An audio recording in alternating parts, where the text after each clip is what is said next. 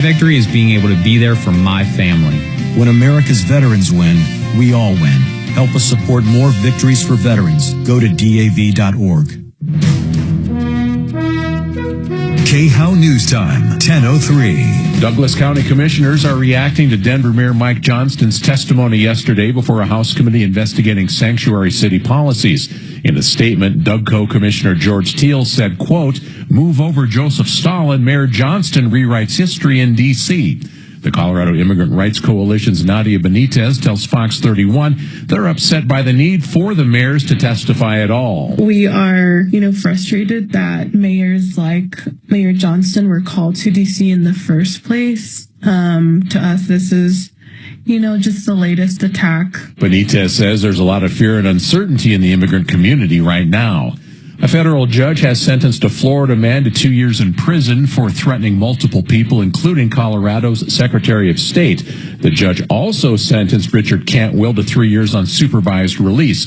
Cantwell sent a message to Secretary of State Jenna Griswold last year, calling her his number one target and threatening violent action. That's the latest. I'm Chad Bauer. Now, Impact Traffic. This report is sponsored by Lear Capital. Yeah, we got one crash just south of the Tech Center for northbounders, I-25 coming up through Lone Tree, just past Lincoln Avenue. It's kind of left shoulder, but I think the left lane is going to be blocked. We are starting to see the slowdowns developing. 225 coming in from Parker, a little on the busy side back to I-25, but I-25 between downtown and the Tech Center is only 10 minutes. Still seeing slowing on 270, especially east, coming off I-76, I-25 south into downtown. A little on the slow side also. With traffic, I'm Jonathan Steele. Our financial system is cracking under pressure. Your retirement is at risk. Take control now. Lear Capital is offering a free Sky High Silver Report and Precious Metals IRA Guide at BetterNestEgg.com. Don't leave your future to chance. Go to BetterNestEgg.com. As we turn our attention to friends and family in cozy, warm homes, keep in mind Plumline Services with plum crazy deals on new Carrier furnaces or honest repairs and service. You'll love Plumline's mission of excellence, character, and ethics, and top quality brands like Carrier, serving Castle Rock to Fort Collins. Plumline and Carrier, turn to the experts. 25 years strong. PlumlineServices.com. Service at home. Servants at heart. Taxes was not knowing your full financial picture. Now Taxes is getting and maximizing your refund all in one place. Credit Karma, where a TurboTax expert can do your taxes for you. They'll get you the most money back, guaranteed. Then you can do more with all that money, all in Credit Karma. Now this is Taxes.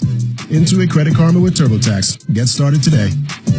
See guarantee details at TurboTax.com/guarantees. Experts only available with TurboTax Live. We've become so much more than a fixed frequency from a radio tower. Take your radio with you. 630 KHOW is now available on multiple platforms and thousands of devices. Listen to Denver's talk station from anywhere. A stream online at KHOW.com.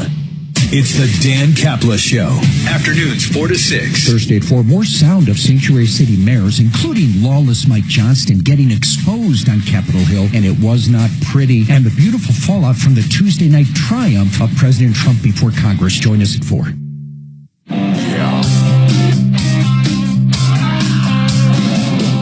Ripped off, bad news. You need advice so you don't have to lose. Just as fast as we can. Troubleshooter's gonna help the common man. This is the Troubleshooter Show.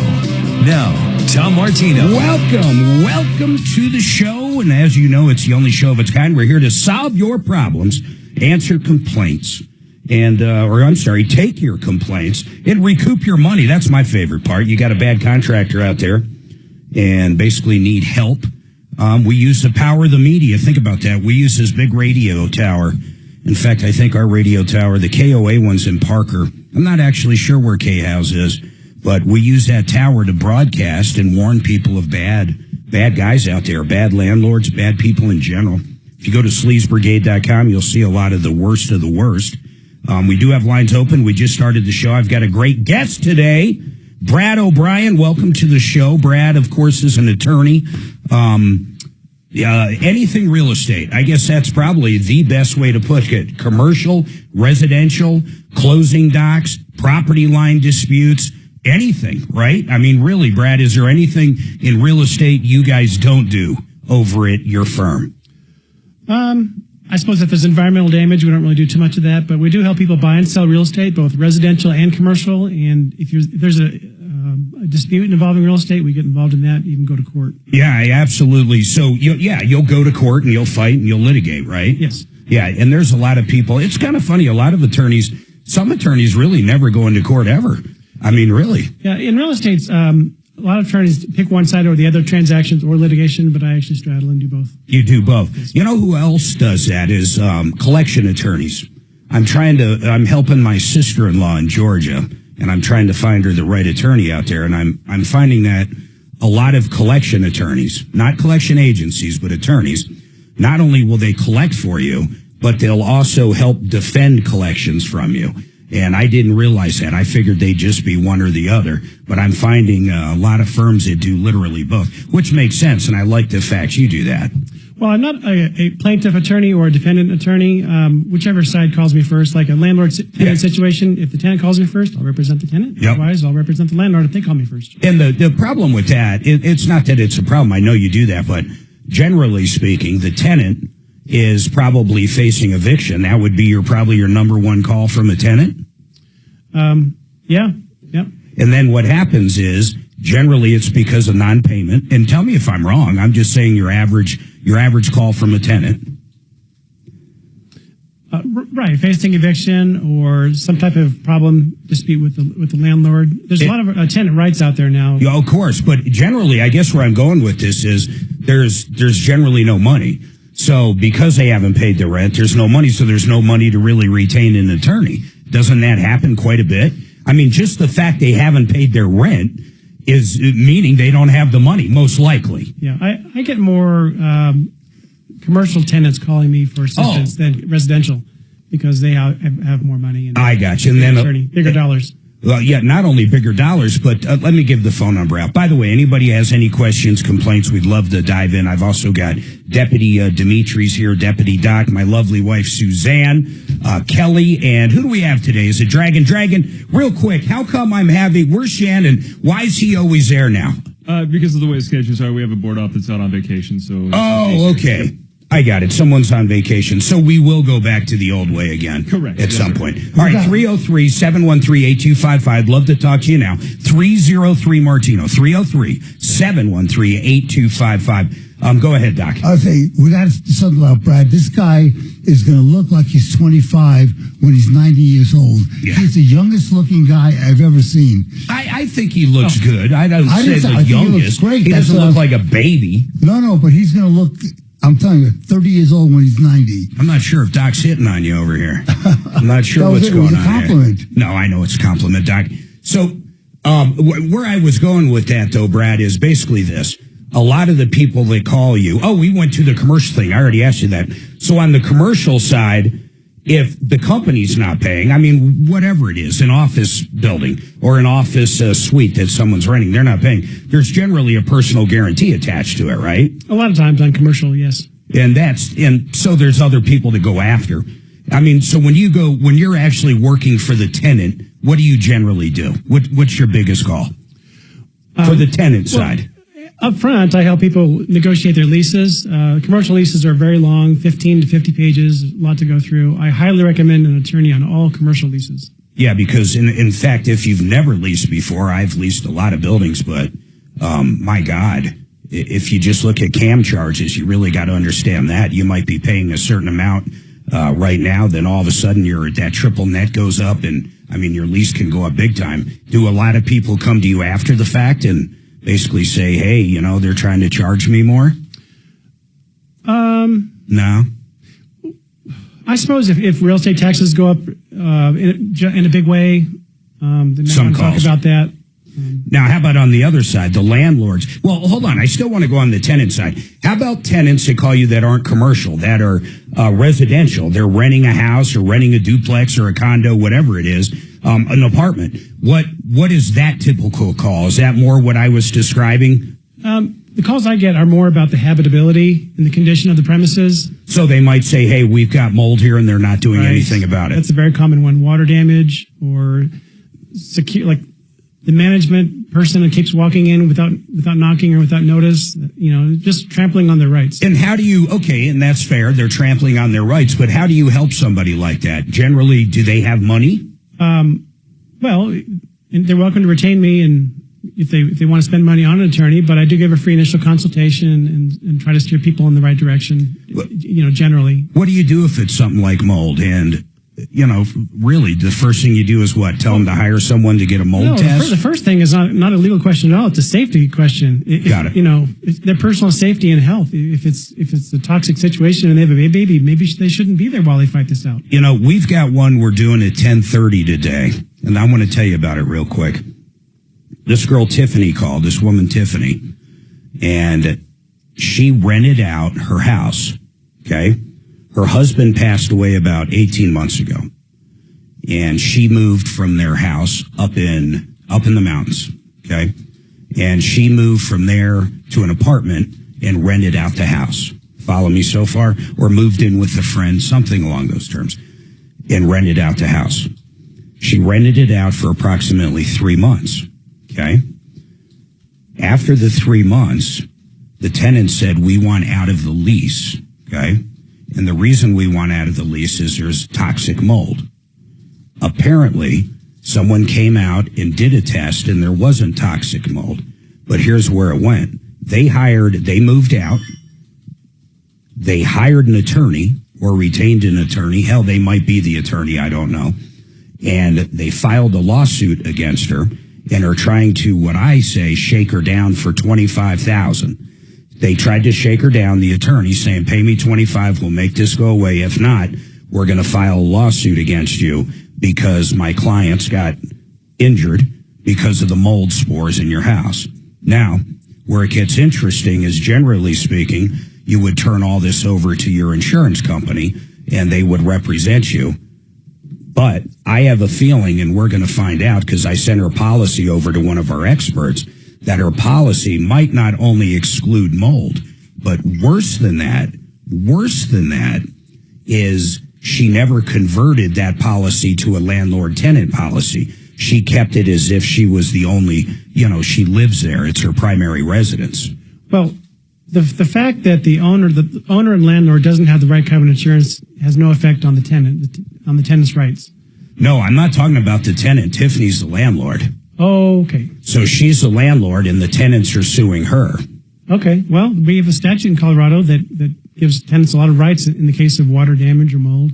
Yes. Water damage that could cause mold. You don't necessarily have to prove that there is mold. Yeah. But there is a water condition. Okay, hold on. We're going to go to her after this. We're going to talk to her, and we're going to get our expert on, Brian Burns, too. So everybody hold tight.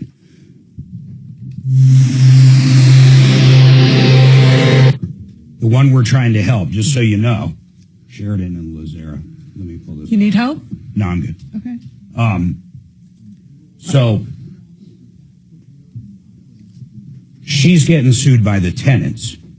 Mm-hmm. Okay. And I don't think she has any money is the bottom line, but I think it's a shakedown. Didn't you say that there was a negative test on the mold? Yes, that apparently there was a negative test on the mold, but they're still suing her, and she's Joseph A. Lazera. That is a man. He's a criminal defense attorney, and I pray you never need him, but he can help you in a DUI situation or an assault charge, shoplifting, domestic violence. Free consultations. A lot of his things have flat rate pricing like a DUI. But the bottom line is, if you get yourself in trouble, you need the best. That's Joe Lazera. Put his number in your phone right now. 303-429-6200. 303-429-6200. Sheridan Auto Tech, Uncle Kevin. Man, he's worked on all of our vehicles. Here's what I love about Kevin. He can maintain your car, meaning all the normal maintenance, oil changes, tire rotations, alignments, cooling system flushes, air conditioner checks. He can do all that. But if anything breaks on your car, he can do the brake job, the alternator. He can do an engine, a transmission, pretty much anything bumper to bumper. Their electrical guy there is unbelievable. Any strange electrical issues, they can get them figured out. Check these guys out, SheridanAutoTech.com. SheridanAutotech.com. That's SheridanAutotech.com. So basically, she's a landlord, Brad. Uh-huh. She did not, first of all, get the right kind of insurance, which really sucks, because she basically was using it as a primary house insurance. Okay. So she's not going to have any representation there. And they just filed the lawsuit against her. She hasn't been served with it yet, but she knows it's been filed. What's the $25,000 all about? Well, the attorney called originally before filing the lawsuit and says, we'll go ahead and settle right now for $25,000. What's that based off of?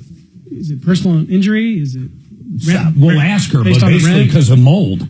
I don't know if it's medical bills. I don't know what the money was for. Yeah. But he's basically saying there was mold. Our clients were injured. We're going to ask her when we come back. Yeah. I'm just trying to paint the story for you. Well, if it goes in the direction of personal injury and sickness, I'd have to steer them to or refer them to a personal injury lawyer. No, I get that. That's medical. Yeah. No, I get that 100%, but more of just an opinion on it, not a legal opinion on it. Hey, Kelly, I do want Marco big time. He has a dentist appointment at 10. I meant to tell you that. Exactly. So, you can thank me later. It's okay. She's going to have to get. I mean, I understand the personal injury part, Brad, but what kind? She's going to get served here soon. I don't know if they're suing for $100,000 or $250,000 or whatever. I have no idea what it is, but she's going to have to answer that complaint. Yep. I'm not so sure a personal injury attorney would take that side of the case. That's the complete opposite side of any personal injury I know. Yeah, they'd have to pay by the hour. Yeah, well, that's true. It's not a contingency case in that case. No way. But so here's how it went down, though. If I recall, they wanted $50,000. She's like, I don't have $50,000. So then the attorney calls back and goes, well, we'll go ahead and take $25,000 if you settle now. And she's like, wait, the mold test came back. There wasn't even mold spores in there. Sounds like a shakedown. That's exactly what I said yesterday. But then they literally filed the suit. So she's going to get served. Well, it's called legal extortion. So, but that's kind of what I want to discuss with you. All right. Wouldn't the test be exculpatory if it's a negative test? What could they be suing for? We don't even know. Yeah. But I'm saying, if in fact they have a negative test. Well, yeah, we can talk about how people sue. I want to sue them for $10 million. Right. It has to be, you have to sue for damages that are based on something. Something. That's concrete. Not just because I'm suing you for $5 trillion. Yeah, and when you think about mold, you got a mold test that apparently is negative. But even if there was a positive mold test, you would still have to prove that mold is in them and it did some damage to them. Right. Yeah. It's called causation. I feel so bad for this woman. We went to her husband's funeral. Oh, you know her? I don't know her. I know her family. John Jones. Integra. They lost their son, Brian, who we knew. He owned a restaurant in Breckenridge. Great guy. So we knew Brian, and of course, we knew Brian through his parents, Dave and John, from Integra. Right. And so they lost their son. This is the son's widow. Oh, okay. There's so many. At first, I was like, well, if she had the proper thing, she would just hand this over to her insurance company, and the insurance company would probably represent her. If, in fact, the policy is legit. Yeah, she's going to end up. I think this could legitimately put her in bankruptcy. That's what I'm scared of. Jeez. It's a shakedown, man.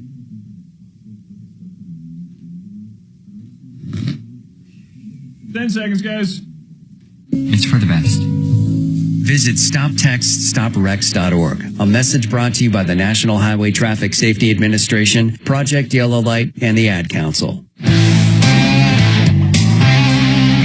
All right, by the way, this hour brought to you by Paul, the Waterman, waterpros.net. I'll tell you what I love about Paul. Pricing. It's the best. His systems are up to 50% off all the competition out there. The system Suzanne and I bought from him, beautiful water softener, does everything in the entire house, and it was $3,500. Everybody else wanted $7,000 to $12,000. You're not going to get a better deal, and it's great equipment. It's absolutely the best equipment. Check them out at waterpros.net. They also have a system right now that's super cool. Not only will you have the water softener, it'll get rid of the chlorine, it'll also get rid of forever chemicals in the whole house. Not just a point of use station, the entire house. It's like $36.99, under $3,700. You won't find anything like that, even close, even under 10 grand. Waterpros.net. Now, so here's where we're going to go with this. We got a couple things going. I got Tiffany on. I'm going to bring Tiffany up first. So Tiffany is a caller from yesterday. Her husband passed away about 18 months ago. She moved out of the family house. She rented the house out. How long were they in there, Tiffany? They were in there from September to basically January 15th, if I recall. Yes.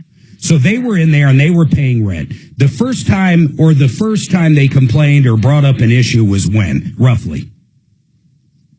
With the mold, it was December 27th. So on December 27th, how did they contact you? Did they just call you or what? No, they texted me with about 20 photos. Okay. And then when I tried to call them immediately, they said, we would like to proceed with texting from here on out. So it just kind of seemed fishy. Well, okay, but hold on. So they said that and they sent you pictures of the mold. And that was on December 27th. When did you have someone, or when did they have someone come out and actually test the mold? And did you do it or did they do it? They did it, and they had someone come out December 20th, so I was unaware. Oh, so they tested before they even contacted you about it? Yeah. Okay, so what did you actually see the results? Yeah. And what did the results say? They basically said there's no mold. Yeah. But yeah, basically, well, it was a mold that was not found in the air. It wasn't airborne. Wasn't airborne, and it wasn't hazardous to anybody's health. Okay, it was non-hazardous. I get it. So where was the mold, Tiffany? Yeah, where was it? Was it all over the house in the basement? No. So they had taken pictures saying that it was all over my house. Okay. And the only spot that it was found was in my laundry room, and it was just from a pipe that had leaked, and I had got it fixed from a plumber, and then it just kind of progressed over the so year. Then after the 27th, when they just wanted to text back and forth, what was the next thing that happened? They basically, without getting the results back, they said that they were wanting to move out January 1st. They had texted me. And what did you say? Fine, go ahead, or what? I said, depending on the results, we don't have the results of what type of mold it is. Okay. If it was bad and they needed to get out of the house. Where did that end up from there? Because I know they left on the 16th of January, right? Yeah. So what happened in between? Did they just pack up and leave? Did you give them permission to break the lease? Where did you guys leave it in each other's eyes? I didn't know, and that was the scary part. I think they were trying to get me to verbally say that they could move out by the 1st. So I never really verbally said they could break the lease. But I did say if they felt that their health was declining, I wasn't keeping them there, that they had the choice to move out. Okay. They felt like their health was bad. So what happened? They just moved out? No. So they basically said, we're going to stay here the entire month of January, and you can use our last month's rent as rent. And we're not going to, we expect, or they kind of went back and forth. They said they were going to move out. Then they said they were going to stay. Then they said they were going to move out, but they wanted their entire last month's rent returned to them plus their deposit. So where did it end up, though? What actually happened? They didn't pay rent on the 1st. They attempted to pay rent. They tried to pay $5 into my account. They attempted to give you $5? Yeah. Okay. And I guess that's that's the renter squatter right thing, I guess, was what I was told from my attorney. So hold on. Brad O'Brien, real quick. Why would they try to transfer just $5? Is that like an old wives' tale? I don't know what that's about. So you never, if someone pays partial rent, I don't care if it's a quarter or half the rent. they still didn't pay their rent still, right? Or has Colorado changed something? If there's a habitability situation, the tenant still has to pay the rent. Yeah. At the same time that the landlord has a bunch of duties of things to do to remediate the issue. Right. But the only time that a tenant can withhold rent is if they give the landlord plenty of notice to fix it, the landlord didn't do it, and then the tenant got a And none of estimate. that has happened, at least from this side of the story.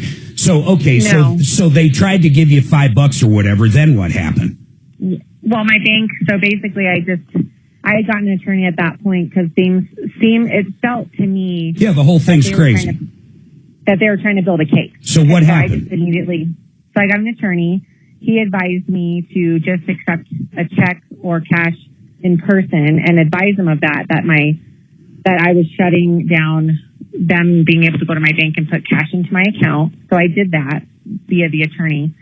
And sure enough, the very next day they tried to go into the bank and the manager had notated on the account not to accept any form of payment, and they were yelling, throwing a fit, and the manager said they were trying to deposit $5 cash into my account, which according to my attorney, that is a way of, any form of payment, whether it's $5, $20, the full amount could be considered an attempt. So far, I think these guys are just scamming you. I mean, so far, that's what I'm thinking. But, I still want to go to the next part. I'm really trying to get there. Right. So what happened? Why did they move out on the 16th? Where, in your eyes, what happened? So my attorney just advised me to let them know if they didn't pay rent by the 1st that we would start the eviction process. So we did, and they got served an eviction notice, or the start of an eviction notice. The 10-day notice, right? Right. Brad, would it be a 10-day notice or a 20? What is the notice now? Non-payment of rent is a 10-day notice. So the 10-day notice. Yes. Then, so they put that on the door, whatever you guys did, then what? Yes. They packed up and left? They got an attorney, and then I'm assuming their attorney advised them to move out because they were out before the eviction papers could be served to them. Okay, I get it. I get it up to there. So then they moved out. Now, hold on. I got to take this break. I'm going to come back. There's two parts of this we're going to dive into. The first part, because Brian Burns he's one of our experts on the insurance. Generally speaking, if somebody gets injured in your house, follow me down the road here. If someone gets injured in your house and you call your insurance company or they sue you, let's go right to that. Someone sues you because they think it's your issue. You're liable for it. You simply hand it over to your insurance company, your homeowners, and they will defend you. They will either settle, but no matter what, they'll defend you. That's how it generally works. The problem is, I don't think she's got the right kind of coverage to where she ultimately did get sued, according to Tiffany, which we're going to get into after this. But ultimately, I don't think she has any insurance. And Brian Burns looked over her entire policy, and we're going to find out if she has coverage after this.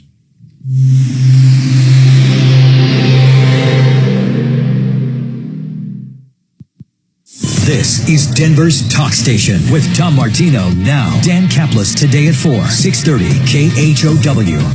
20 plus. I don't get why she's calling in. She has an attorney. That's true. I don't think she has an attorney. No, but she did for all these things. She kept saying my attorney. Yeah, I know that. I think that was just for the eviction. She paid him for the eviction and she's done. That guy, whoever it is going to be more like you. Oh, okay. They're not going to represent her against this lawsuit. This is no longer an eviction case. This is the money. I literally had no idea. We're just painting the picture so everybody gets it. And I'm like, okay. She's going to end up bankrupt. I mean, this is going to end with a bankruptcy attorney, is my guess. Did she ever say what the cause of the rent was? No. Oh, yeah. Pipe was leaking in the laundry room. Because of why? And it got fixed. Pipe freeze, just old age?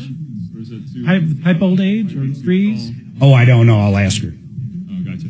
Who caused it? I mean, did the tenant cause the break? Don't know. Right. Broke all by itself. Denver Regen, listen, in fact, I got an email just the other day. How is your weight loss journey going? It's going incredible.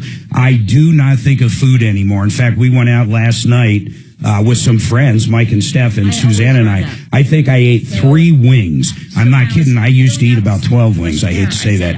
And the appetite's just not there. It's absolutely remarkable. I have lost about 30 pounds. I've got about 15 more to go. I'll keep everybody updated. But for less than $300 a month, You too can do it, whether it's the last 30 pounds or the last 10 pounds you want to lose or 100 pounds. You got to check these guys out. Under $300 a month, DenverRegen.com, DenverRegen.com. Nobody. So I'm up to 25 units. Trust. How many units are you on? 12. 12. I'm on 25, and then that's where I think I stay. For my LDL cholesterol. Well, I've committed very many. But it did have a very significant impact on my appetite. When did you start? A week and a half ago. What are they going to work you up to, 25? We have no plans to work I up. love It all that. depends on what my LDL cholesterol does. Got it.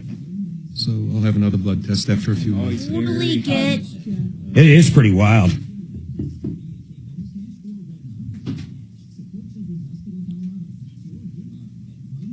You know, when I was going to write the email to my, it is pretty wild, to be say quite honest. Dylan, as in Matt Dillon, D-I. It doesn't help with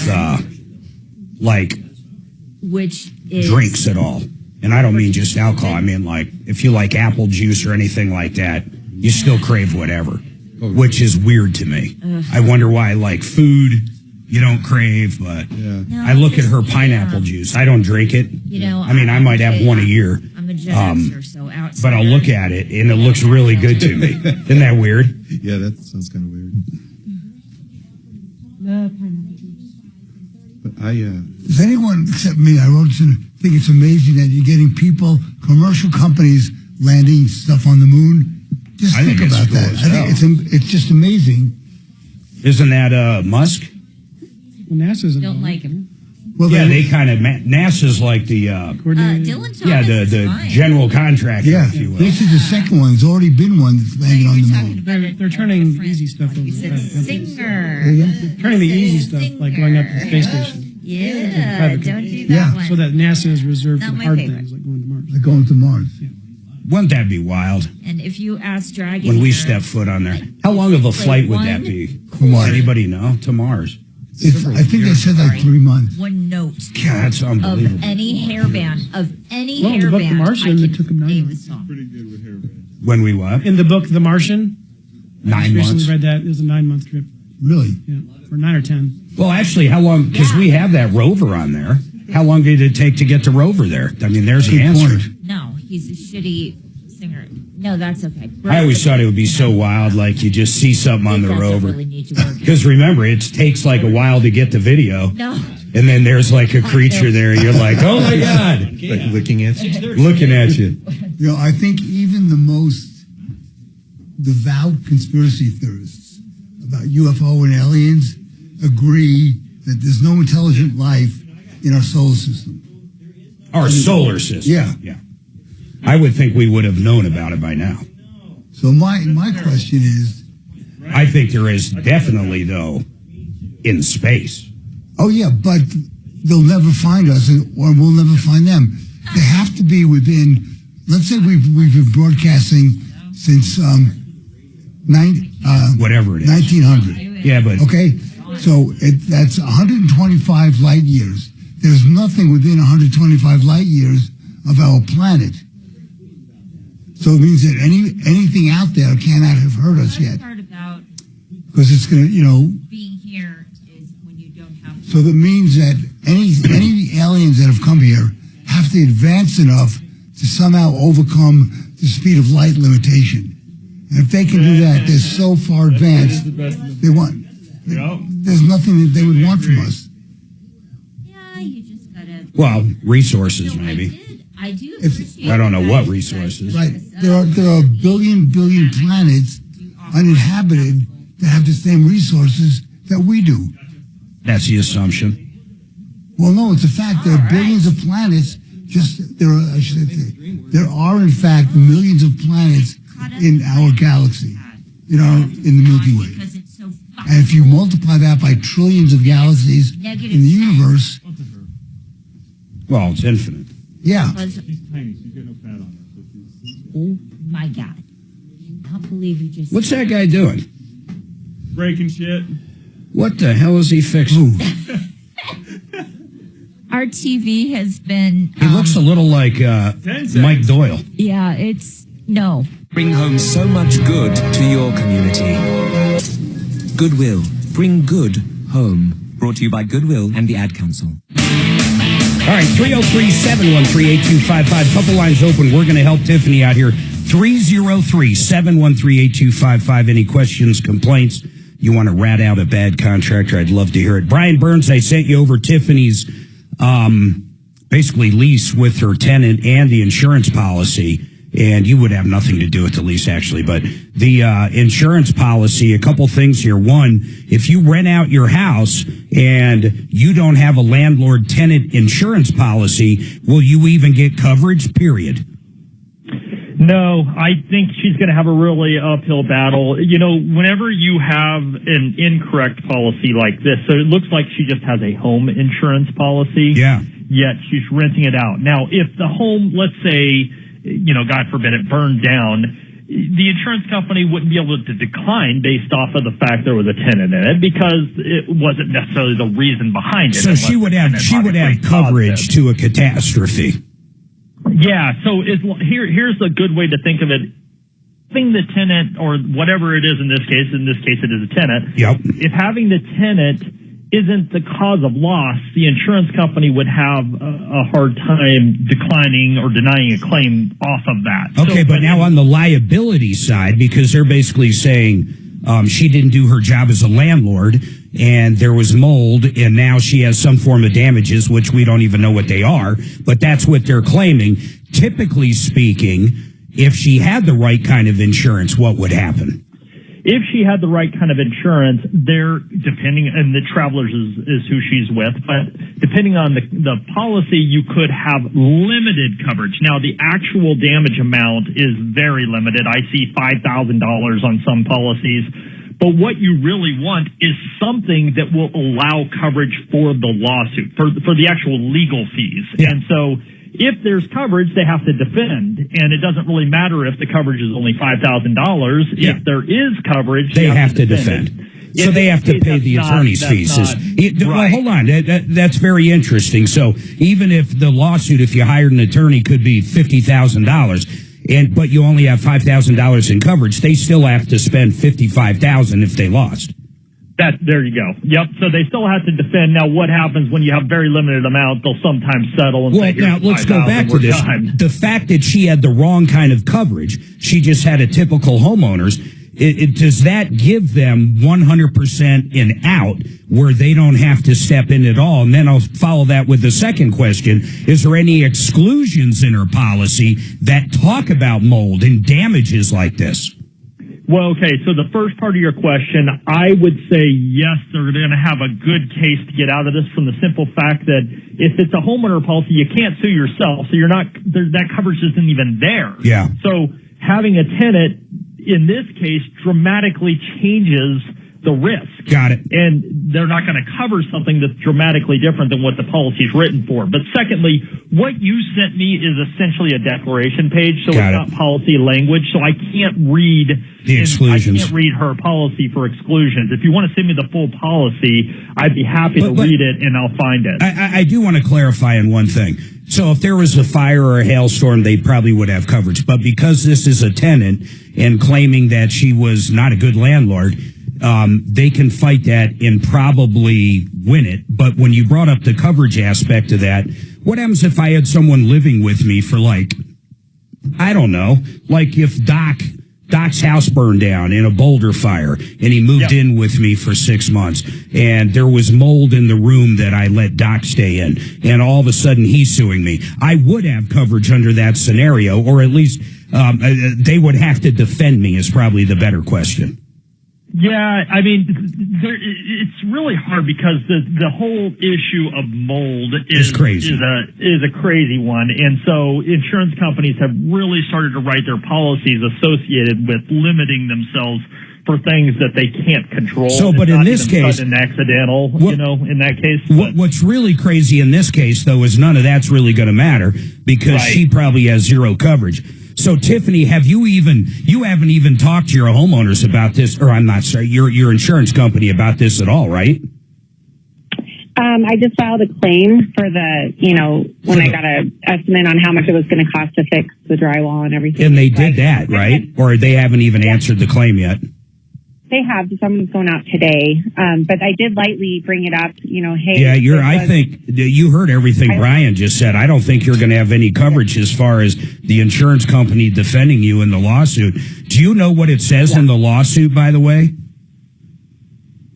It just mainly they're going after me for inhabitable living conditions to where they had to break the lease and move. So they're suing me not only for basically for that health stuff and then covering their rent for the next 3 months. How much are we talking? Do you even know?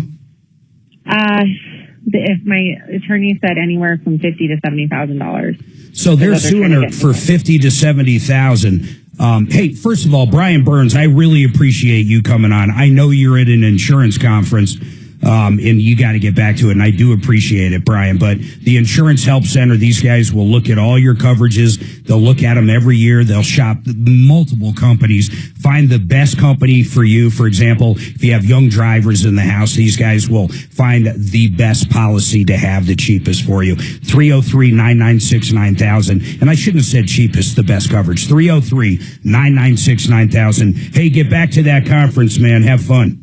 All right, thanks. See you, Mark. Thanks. So basically, Tiffany, Brad O'Brien. So they're saying $50,000 to $70,000. Let's talk about Tiffany. You don't know the breakdown. You have no idea what the breakdown is because. Yes, I do. It's attorney. That includes attorney fees. That includes. They are saying they want 3 months of their rent covered. They want food. They want basically room and board, food, everything covered for being put out of their current living situation due to inhabitable conditions. And how much is the health part, the health aspect of it? They didn't break that down, so that was more of, I think, the strong arming part, trying to scare me. They never really went to the doctor. They just sent pictures, my house is at 11,000 feet. So you're going to have, and especially in the wintertime, that dryness, you're going to have some blood in your sinuses. Yeah. So they were sending me. No, I know. I get all that. And the mold test came back negative.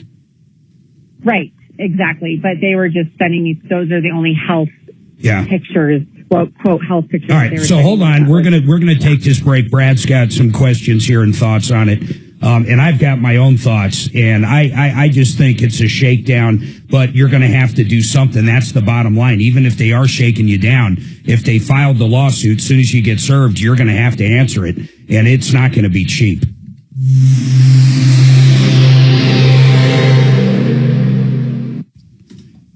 Can you go in front? I'm going to ask you on air, but, can you basically, if you prove it's a shakedown to a judge, I don't even know how you would do that. It's frivolous. Would they throw it out and maybe give her attorney's fees or? Frivolous is very rarely found. It's totally devoid of any basis. Anything. So if there's some inkling of a claim that's called a colorable claim, then it's not frivolous. She might win, but it's almost never frivolous.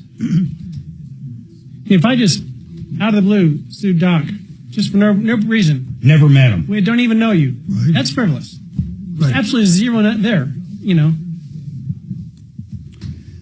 All right, let me tell you about one of my favorite companies when it comes to windows and siding and doors. It's Gravinas. In fact, Suzanne and I just picked out. Did you get it ordered yet? Did you talk to Nick? Getting close, Mark. So Nick Ravina, he sent us over a color palette and all these things. We're getting a new sliding door. But they have 20 different manufacturers they deal with when it comes to windows. So whether you're trying to get new windows on a fix and flip or a $5 million house, they got anything you can possibly imagine. And they got 50 different lines, 20 manufacturers, 50 different lines, and their siding, their entry doors, their sliding doors, everything is absolutely beautiful. They come out.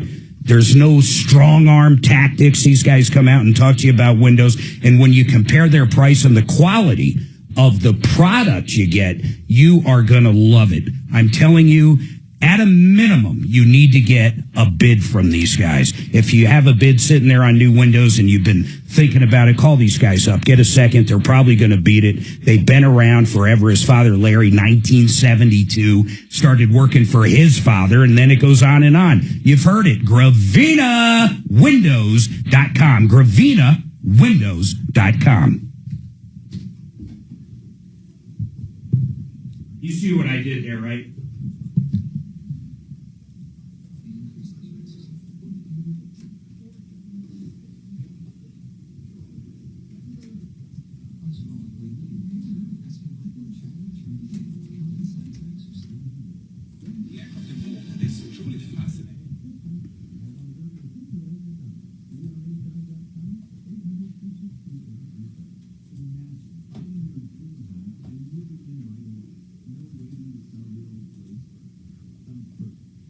So we don't even know if the homeowners, we don't even know what the causation was of the leaky pipe. We have no idea.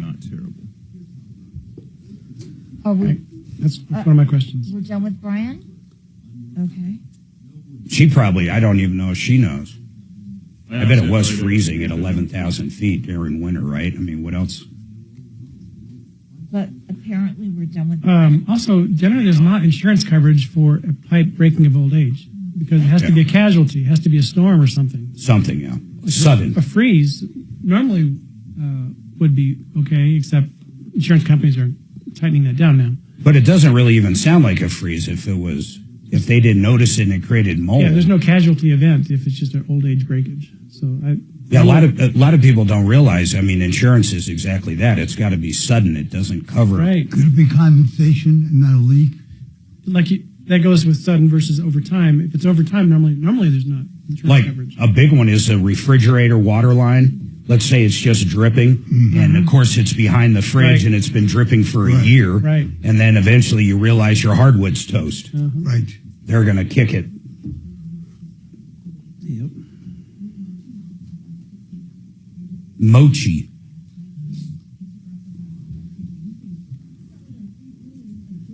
Oh, this is so good.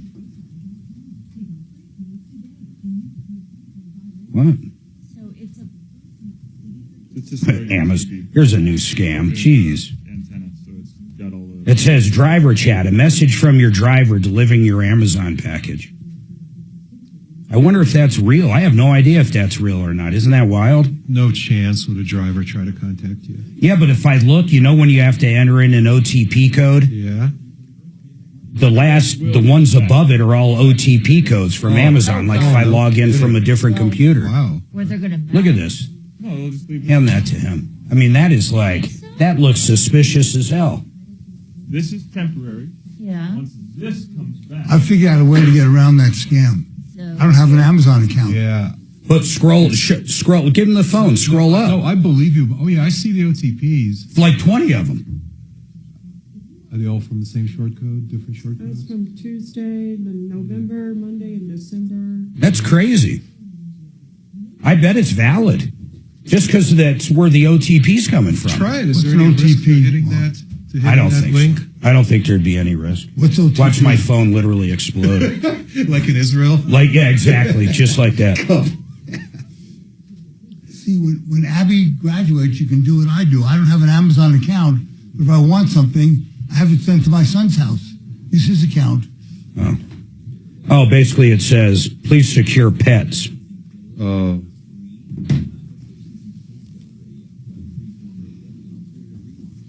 I wonder if our pets scared him one time. I don't know. I mean, the one guy that I see, someone must have complained, huh?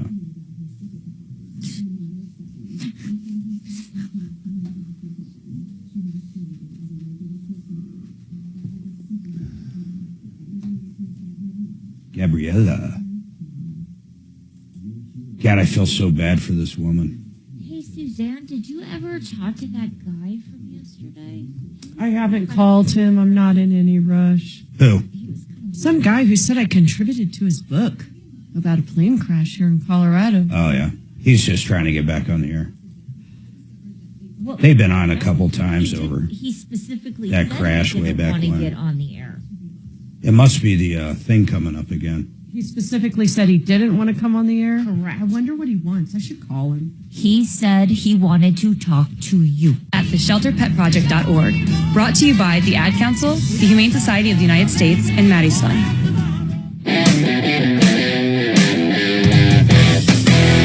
All right, 303-713-8255, 303 Martino, Brad O'Brien. I'm going to bring Tiffany back up, and let's just kind of get through this once and for all. What are your thoughts on it? To me, it's a complete shakedown. They found an attorney, and this is just my opinion, an unscrupulous attorney that is basically doing the shakedown. That's what I think. Well, when somebody's suing you for money, there's two components. First, is there causation? Did something that you do cause them injury or damage? And secondly, on damages, what are the damages? What are they from? They can't just make up a number and say, I'm suing you for $50,000. Yeah. When it might perhaps, if they do have a reason for damages, it probably should be limited to something like, alternative housing or the cost to move early. Whatever it is. It has to be tied to something, not just some made-up number. But back to causation, if they want to take this to court, they're going to have to prove to a judge or jury that this mold caused them some sickness or injury, and that's really hard to prove. You'd have to have expert testimony from a doctor probably to make that. That's a very expensive type of a court case. That's where I go back to the shakedown. But out of curiosity, Tiffany, was it a frozen pipe? Yeah. What happened? It was last year, so it was, the plumber didn't really know. We just fixed the issue. It was a trusted plumber. And the issue was fixed. It just either, according to the environmental report, it could have been something that started from that, or this is another big thing that I should bring that could have been causing the mold. They were doing taxidermy in my house. And so that was also notated in the environmental report. And they were unhappy about that. And they were unhappy that ended up in the report? Yeah. And I'm just curious, how would taxidermy, how would stuffing a whatever, how would that create mold? They had, from the report, they had dead animals hanging in my house. Oh my God. They're probably using chemicals like formaldehyde and all kinds of, they have to, yeah. It's not good for the air. Exactly. So in the report, they said that could have been contributing to the mold as well. We don't know. I don't think they'd be able to prove it, and this is just all thoughts. But when here's where I keep going back, and I feel horrible for it. They filed the case already, right? Yeah. So she's going to get served. Did you already get served today, or what?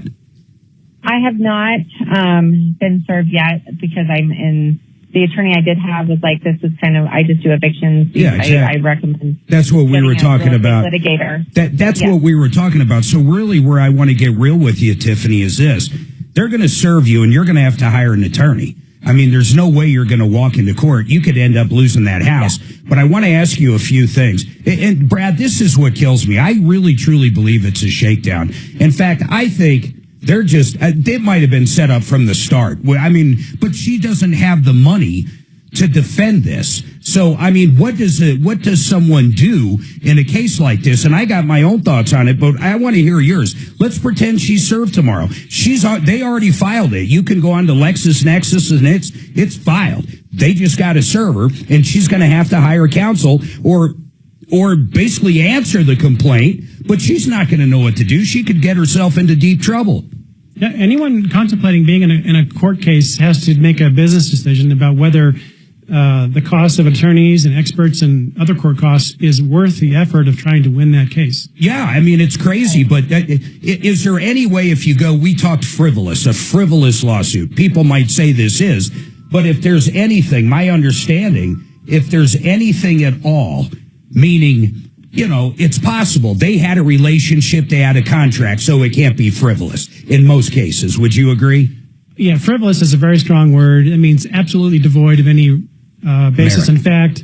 If there's some inkling of some facts that are in dispute, that could be called a colorable claim, and a colorable claim is maybe not a strong claim, but it's some minimal amount of claim that makes it not frivolous. So I guess where I'm going is they're shaking her down. I mean, Dimitri, you and I have both gone to small claims court a lot of times and have sued people, and we're somewhat familiar. We're not attorneys, but I mean, we've been around this block. We do this show. So, I mean, what's your take on all this so far? Well, you asked really two questions about what my experience is like and whether or not I'm concerned about being credibly charged with frivolous actions, right? So I'm extremely concerned about that. I make sure that I have backup documentation for every claim I make. Yeah. Now, in her case, I mean, it's hard to say whether or not it's actually frivolous without having read the complaint itself. I don't think this would get thrown out. I think she's going to end up hiring an attorney. Tiffany, what is your economic situation? It's not great, is it? I mean, it's, how much equity do you have in that house? a pretty good amount. I'm just worried. Like, I don't want to lose the house, because that's an asset of mine. But with Brian's passing, I was thinking about it just because I would like to maybe relocate, but that was the only reason. But as far as I am in the process of hiring someone. I do have someone that is overlooking the case and everything, so I just have to sign an agreement to hire her. So I'm not really. What is it? Is it a personal injury attorney? What kind of attorney? Real estate litigator. Hold on a second. Hold on, Tiffany. I got it. This is a hard break. By the way, people, 303-713-8255. We want to hear from you, your complaints, your questions. 303 Martino, another hour coming up. Effective attorney or firm attorney, I would tell her not to be calling into a radio show like this, admitting you don't have money to fight the court case. I still go back to the fact that... Well, I think she does, now that I heard she's got equity in there. The report was negative. Why does that seem to getting lost in all of this? It's a shakedown. But isn't that exculpatory? Yeah, you have to go back to the causation. Also... But it's going to cost her a lot of money to defend it is the problem. Yeah, there's no warranty claim if the tenants caused the mold. If the tenants caused the habitability situation, then there's no action under the habitability statute. I don't think that's the case, though. But they were doing taxidermy, so that's something. They have to prove it wasn't taxidermy. Yeah. Well, every first-year medical student, the first semester, walks around smelling like formaldehyde. Yeah, right. Because you're in the anatomy lab for 3 hours a day, and you can just tell who the first-year medical students are. You've got these home grow houses in the basements that are really causing mold problems big time. What? Marijuana grows. Oh, are they really? Oh, yeah. People trying to do some medical grow at home and just trashing the whole house with mold. Wow. So. And then they have no money, right? Yeah, right. They skip town. That's a real big deal, isn't it? Did you say how much the rent was? This is a high dollar. It's in Breckenridge. This is $10,000 a month. Maybe that's why it's $50,000 claim. Oh, that's a good question, actually.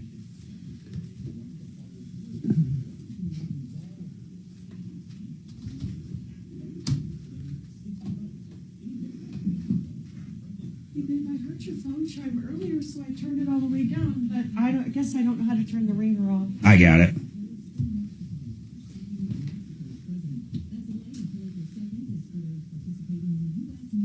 Yeah, I would like to look up the plaintiff's attorney. I'm chilling like a villain.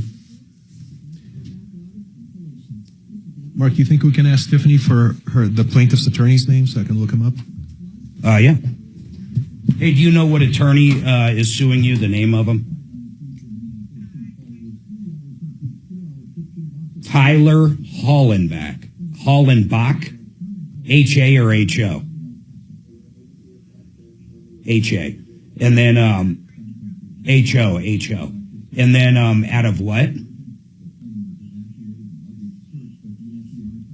J-V-A-M. What's the law firm? What law firm? Name of the law firm? Hold on. Name of the law firm, Brad? He just graduated last year. You've heard of JVAM? No. Oh. I don't know individual lawyers. I might know a firm. That's JVAM is a firm. Oh, never heard of them. Okay. She said he just became a lawyer last year. Oh, so this is like their only case? Okay. They're milking her for all they get. Luckily, it's not Addie's boyfriend. Oh, it sounds like a contingency case, too. I just don't like these shakedowns, no matter how I look at it. That's They're what drives wrong. me crazy. Especially, we know her personal situation. That makes it even harder, don't you think, Mark?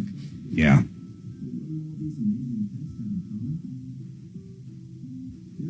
It's called JVAM is a law firm? She said with JVAM. I mean, I don't know what that means. All the Teller Hollenbachs I can find are not even in Colorado.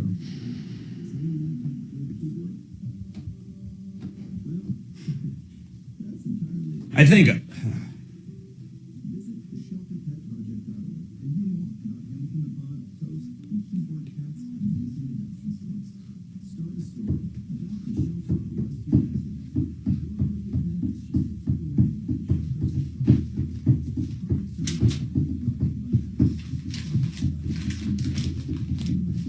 You know, you figure you jump around to 5 or 6 of these, one of them pays off, you know. Well, a seasoned personal injury lawyer probably wouldn't take a case like this, but somebody just graduated, has no business, would take a case like this. Which may not be very lucrative, but if it's their only case. Mm-hmm. Yeah, that's nuts, isn't it? I haven't been able to. All the big PI lawyers, the ones that advertise, you know, on the Super Bowl and all that, they only take the most lucrative cases, the ones that are just obvious paydays, or good chance of it. Yeah, and for, well, not necessarily good reason, but for economic reasons, you know. There's a lot of people just cherry pick, right?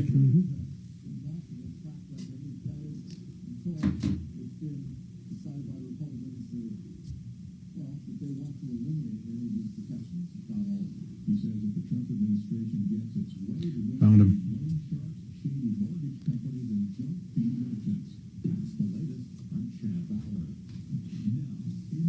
Where is this? Where's what? Oh, Christine sent me some weird pictures, that's all. From my cousin, Ciancetta. Oh. I don't know what they're of. They're of a house getting fixed. I'm like, what are these for? I didn't say that, but... How's your uncle? Is he okay? Yeah, he's good. He's driving again. 96 years old, he's driving. He just had bypass surgery. Jeez, that's impressive. Took about 3 months. And he takes care of my aunt, who's like 90. 96. Yeah, that's why he takes care of her. But she can, you know, still function pretty good. Mm-hmm. I mean, surprisingly good, but her memory's just shot. So he's not a personal injury attorney. He works in real estate and land use, commercial litigation, estate and trust law.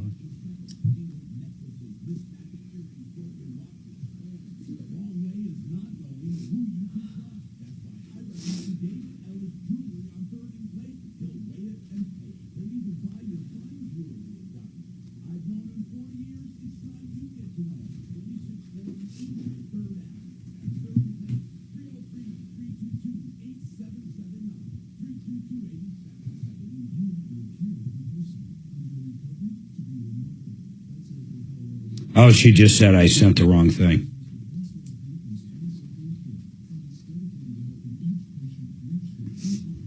That's funny.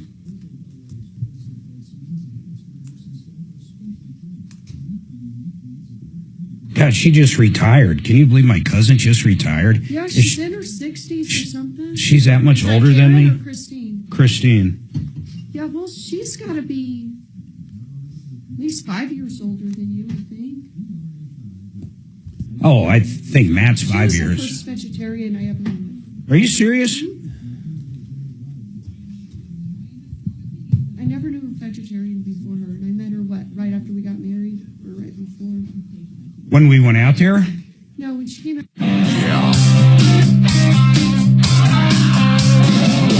Ripped off, bad news. You need advice so you don't have to lose. We'll come running just as fast as we can. Troubleshooter's gonna help the common man. This is the Troubleshooter Show. Now, Tom Martino. All right, welcome to the show, the only show of its kind. We're here to solve problems, answer questions, take complaints. You've been ripped off. You need some help. Phone number's easy. We do have some open lines. We're going to finish up with a call from last hour, but get everybody caught up. But 303-713-8255, that's the number. You can always email us for help at help@troubleshooter.com. Don't forget your phone number so we can reach out to you. That's help@troubleshooter.com. 303 Martino works right now, but when we're off the air, it works as well. We'll either pick up on it or you can leave us a message. That's 303 Martino. By the way, in studio with me, Brad O'Brien, OLSlaw.com. He's a real estate attorney, commercial, residential, pretty much anything. Now, let me recap very quick. Tiffany's a landlord. She's getting shaken down, in my opinion, by some tenants that hired an attorney. We found out a little bit about the attorney that filed the complaint. And what did you find out about him? He's basically only been an attorney for a year, Dimitri. Yeah, he graduated from DU Law last year, and he's not a personal injury attorney, according to his bio on JVAD. Real estate. Yeah, real estate, commercial transactions, stuff like that. Yeah, it's very curious. Hey, Tiffany, a couple questions. How much was the rent? $3,500. So Brad O'Brien was asking that because we're trying to figure out how it gets to $50,000 to $70,000 under any scenario like this. Right. So nothing was stated like that. That was more of the estimate my attorney told me because they basically tried to settle with me for $25,000. Got it. And said if I did, Tyler Holenbach, the attorney, said if I did not settle for $25,000, these costs could double, if not triple. Yeah. Well, okay, So but there's two things here. One, there's really only two things. And Brad, I want you to chime in. But one, when you get served, you're either going to have to hire an attorney. Trying to do this yourself, you're going to end up just so upside down. It's going to be crazy. I've seen it personally. I've heard stories about it on the air a million times, but you're either going to have to hire an attorney. I've got some good ideas for you on what attorney, and I would say a personal injury attorney. Who else would you say would defend this? And you were, Tiffany, didn't you say you were talking to somebody, but it was a real estate attorney? For the life of me, I have no idea why you would hire a real estate attorney for this. Brad, what's your opinion on that? You're a real estate attorney. Yeah, this is no longer really a real estate litigation matter. This is not eviction or habitability because they've moved out. This is a money dispute, so any general litigator could handle this. Yeah, why would you use a real estate attorney, Tiffany? I think when interviewing her, she had dealt with a lot of landlord-tenant trials. She has a lot of experience with this sort of it. So she's a litigator, and she works both sides of the fence. Yeah. Okay. Yeah. Well, I mean, that's good. Hopefully, the only other thing I would say to you, but I think you have too much assets. That house is in a nice place. Depending on your assets, bankruptcy. And the only reason I even bring that up, if you had little to no assets, most of the equity in that house would be shielded, so they wouldn't be able to touch that. And if you didn't have any other money, but yet had other debt, like credit card debt or other debt, you might make the whole thing get away. But I think you could actually do that possibly, in the future if you had to, if somehow they did get a huge judgment. Go ahead, Doc. Well, one of our morons actually said something interesting. Yeah. They lived there for 20 years without any problems.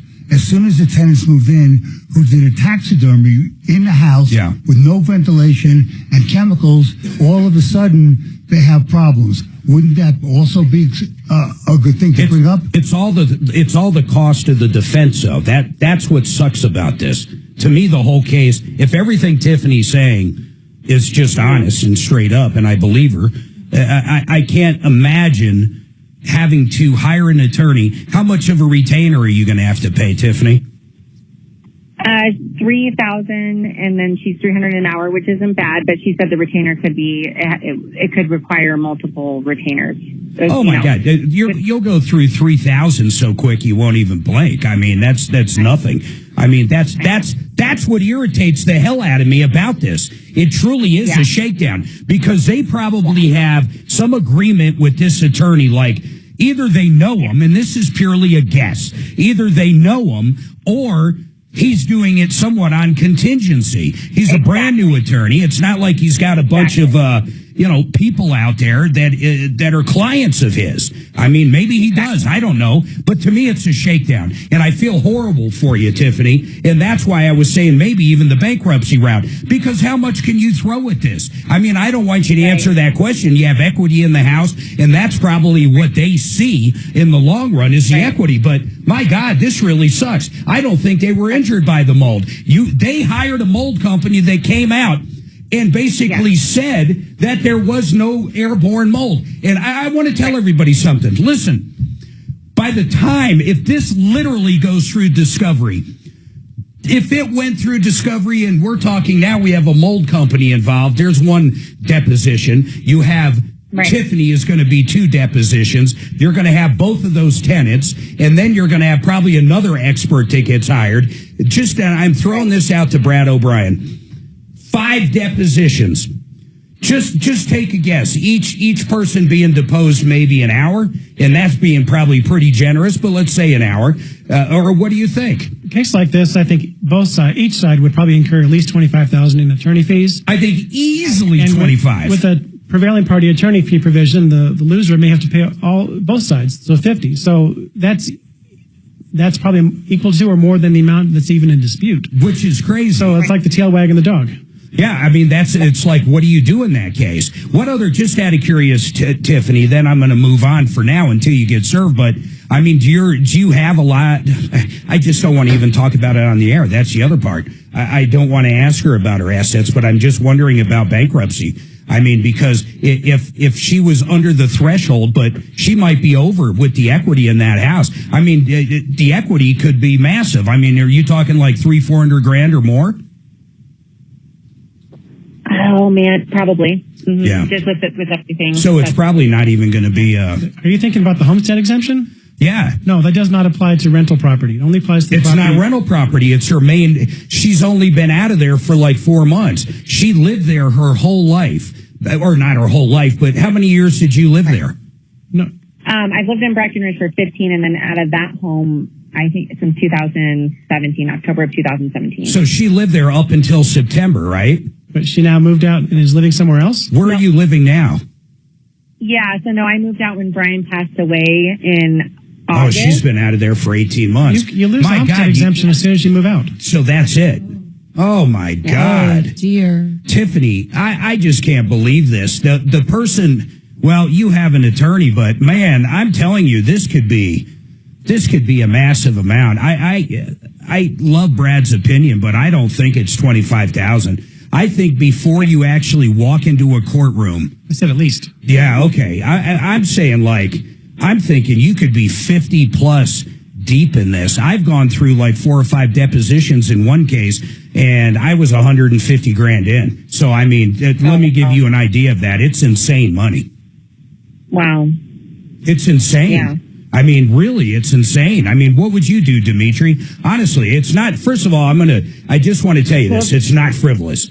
It's not. Frivolous, they live there, and I get it. It's bogus. I think it's a shakedown. That's my opinion. But just throw that argument out. Let's just say the judge goes, nope, we're moving forward. I mean, what do? I guess you just defend yourself. You tap into the equity. You do whatever you have to do. And then hopefully, why do you think maybe she would recover? Let's say she wins, Brad. Why do you think she might recover attorney's fees? If there is a prevailing party attorney fee provision in the lease. Was there, Tiffany? Did the lease you have with them have prevailing attorney fees? No. Oh, God. Or you know what? It might have, actually. I can't remember. To be honest, I just purchased a new lease agreement from an attorney that made it a little tighter. Yeah. Because obviously mine was not. So I can't remember if there was or not. Can you send that over to us? Absolutely. All right. So listen, I mean, you hired an attorney. Just keep us in the loop.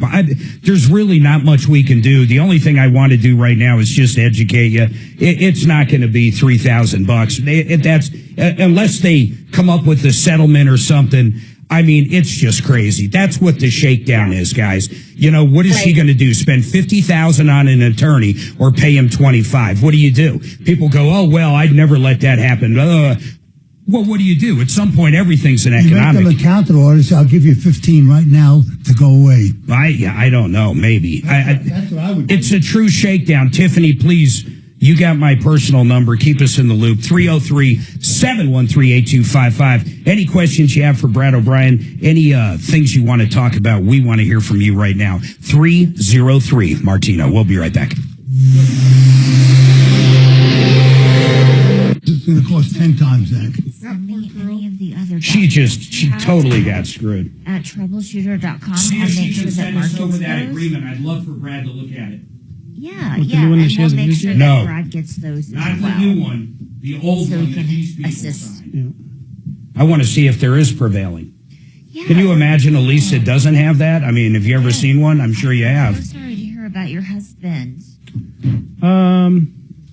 Lisa, there's a change in law just a couple years ago that said any prevailing party attorney fee provision. The Art of Granite. You know who that is, Mitch Floria. You know, he came over to this country, my goodness, probably about 30 years ago, $300 in his pocket, learned how to fabricate, learned how to measure, learned how to do the installation of any kind of countertop you can imagine. Everything from the old school, from mica way back in the day, and then, of course, granite and quartz and everything else. If you need countertops, what I love about the Art of Granite is, one, they can give you a quote right over the phone. Most people would never do that.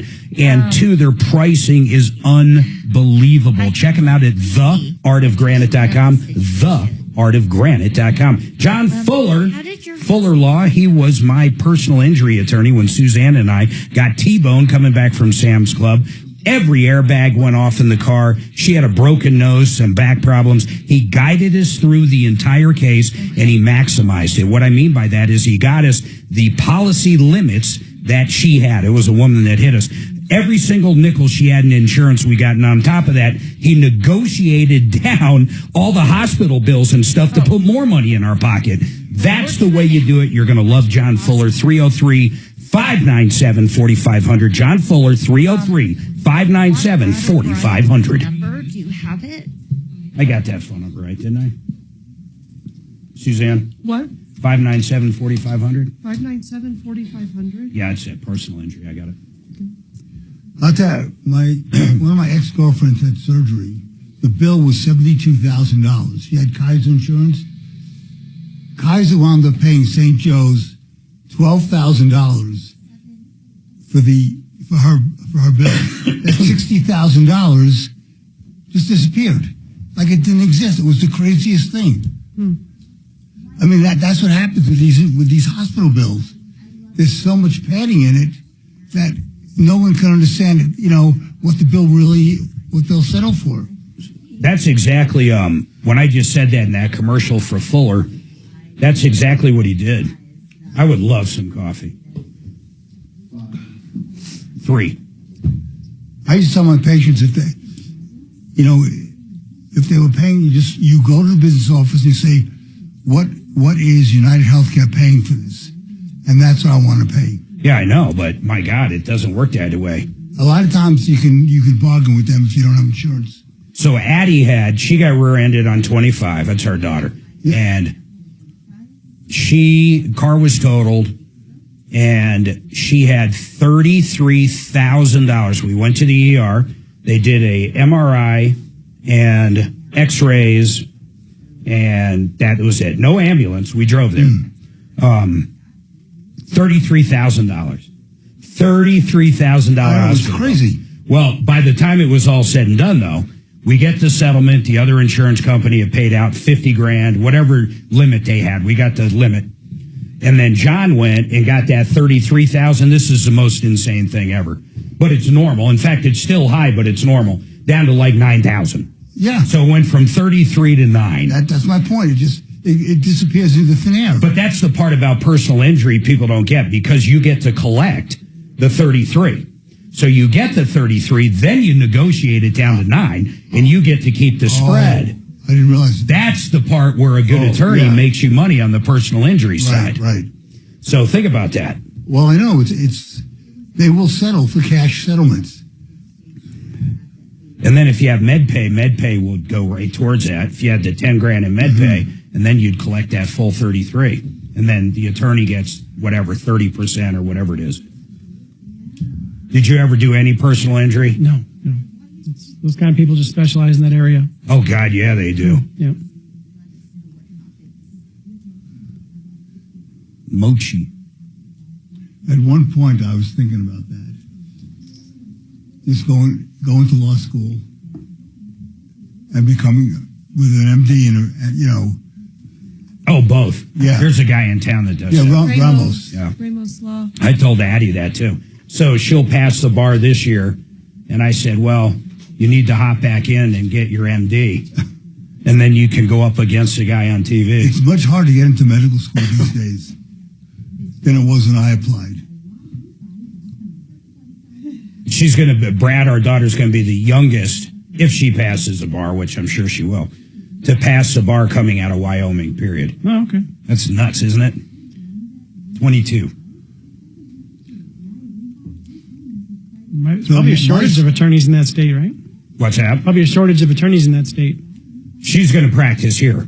But yeah, she's still gonna.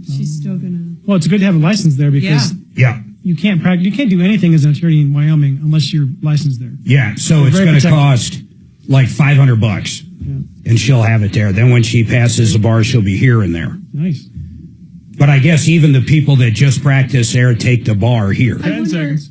Care will love you just the same. Visit adoptuskids.org. Brought to you by the U.S. Department of Health and Human Services, Adopt U.S. Kids, and the Ad Council.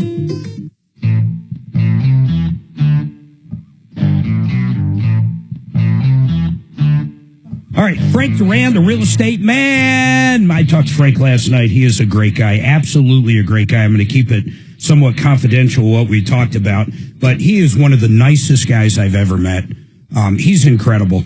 And as far as a real estate guy, he's remarkable. He sold our house in Castle Rock for more than that same model went at the same time anywhere in Red Hawk. It was crazy. That was the name of the neighborhood.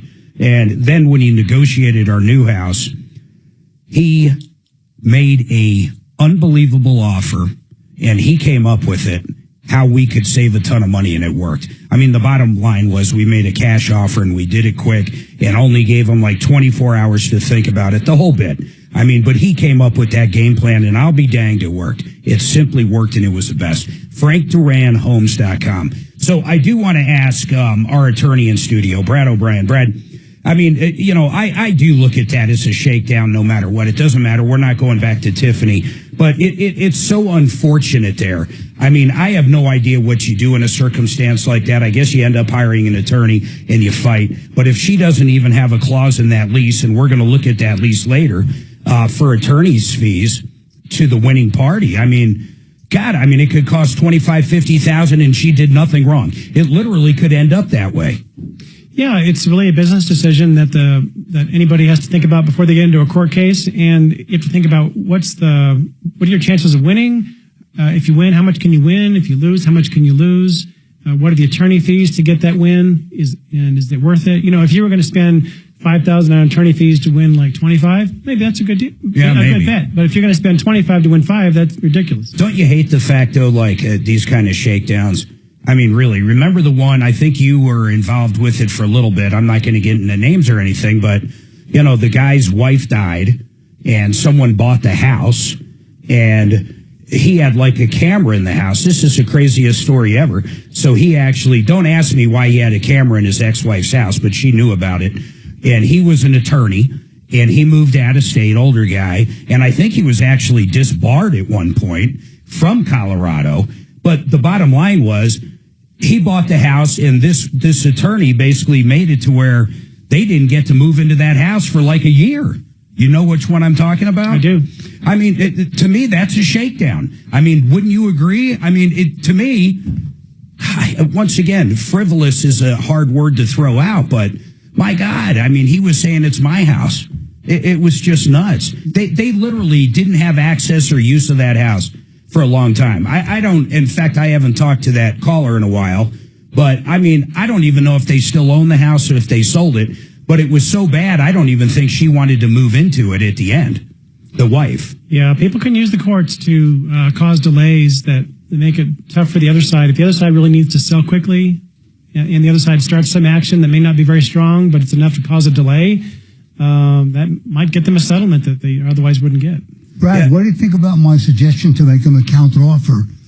I mean, if she counter offers, I'll give you $15,000. That's what they're looking for. Yeah, somebody who cannot afford to take a case all the way through trial probably ought to be talking about a settlement. But doesn't that's where I go back. That sucks so bad. That's how it works. It's just, I know that's how it works. I mean, I get that's how it works.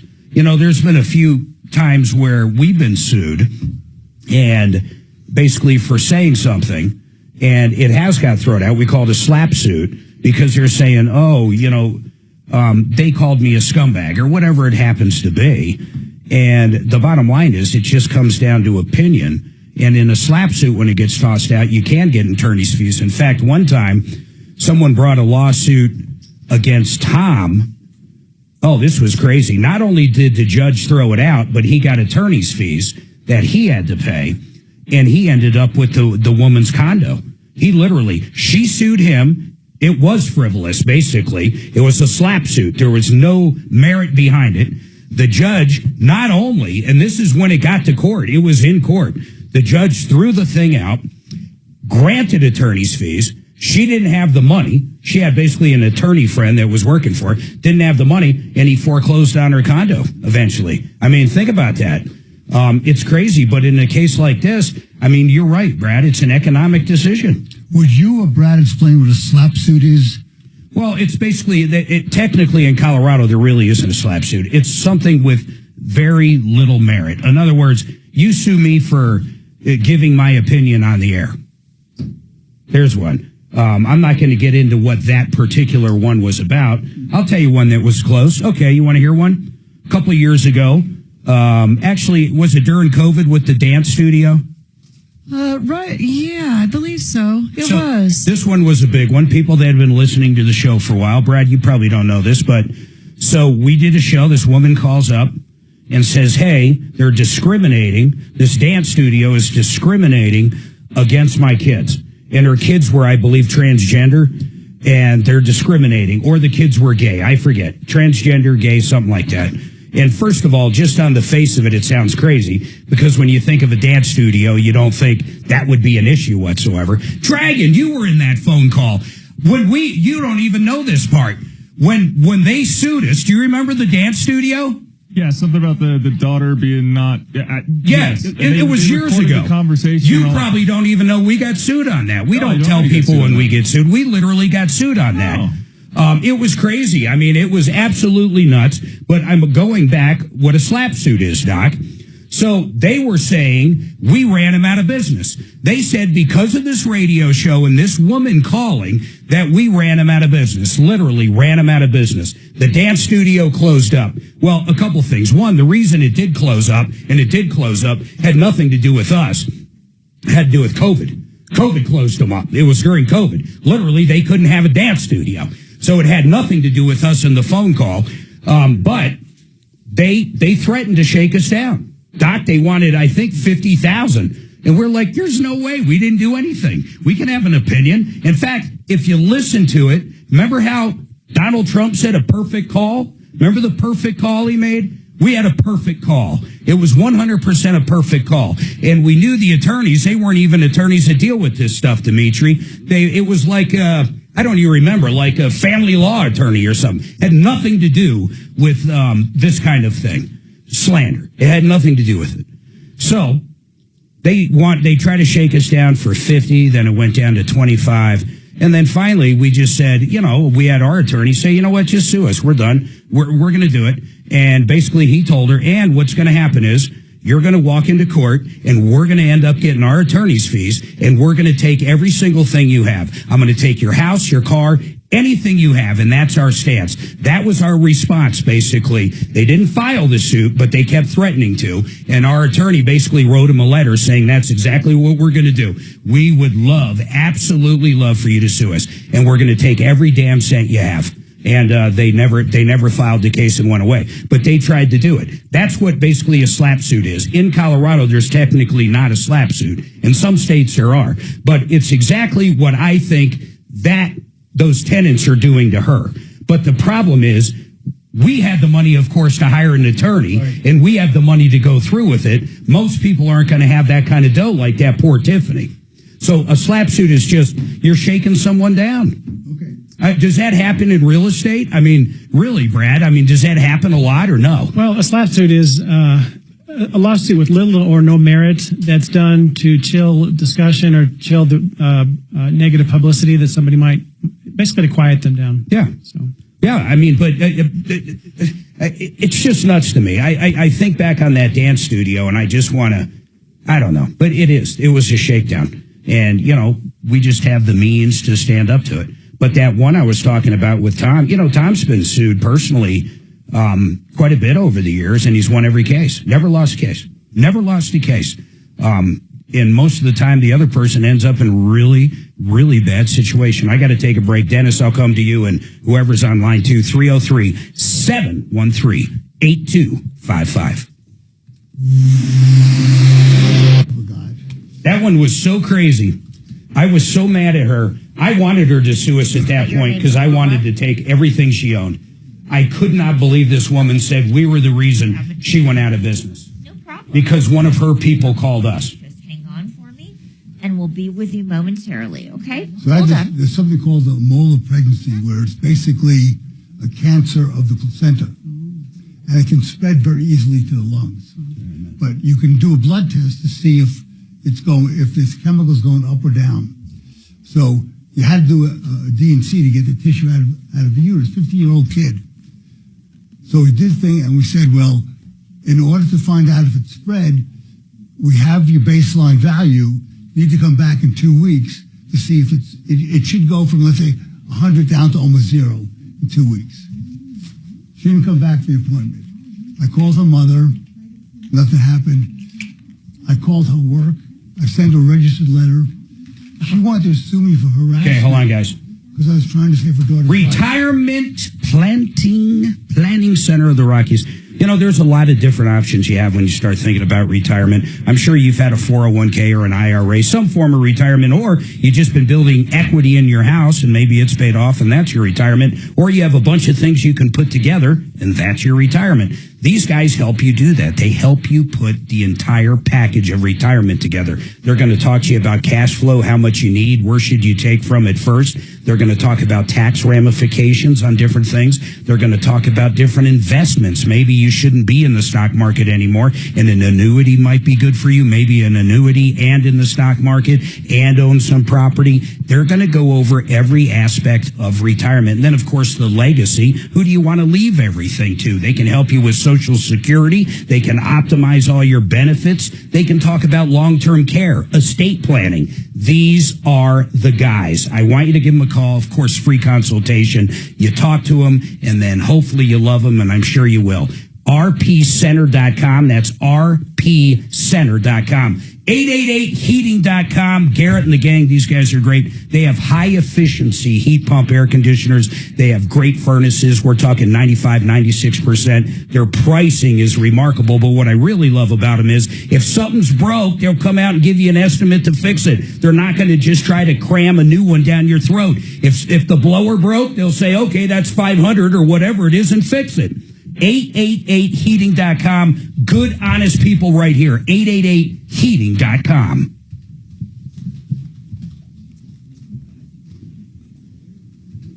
La la la la la la la la la. I almost got shook down once. I didn't bite.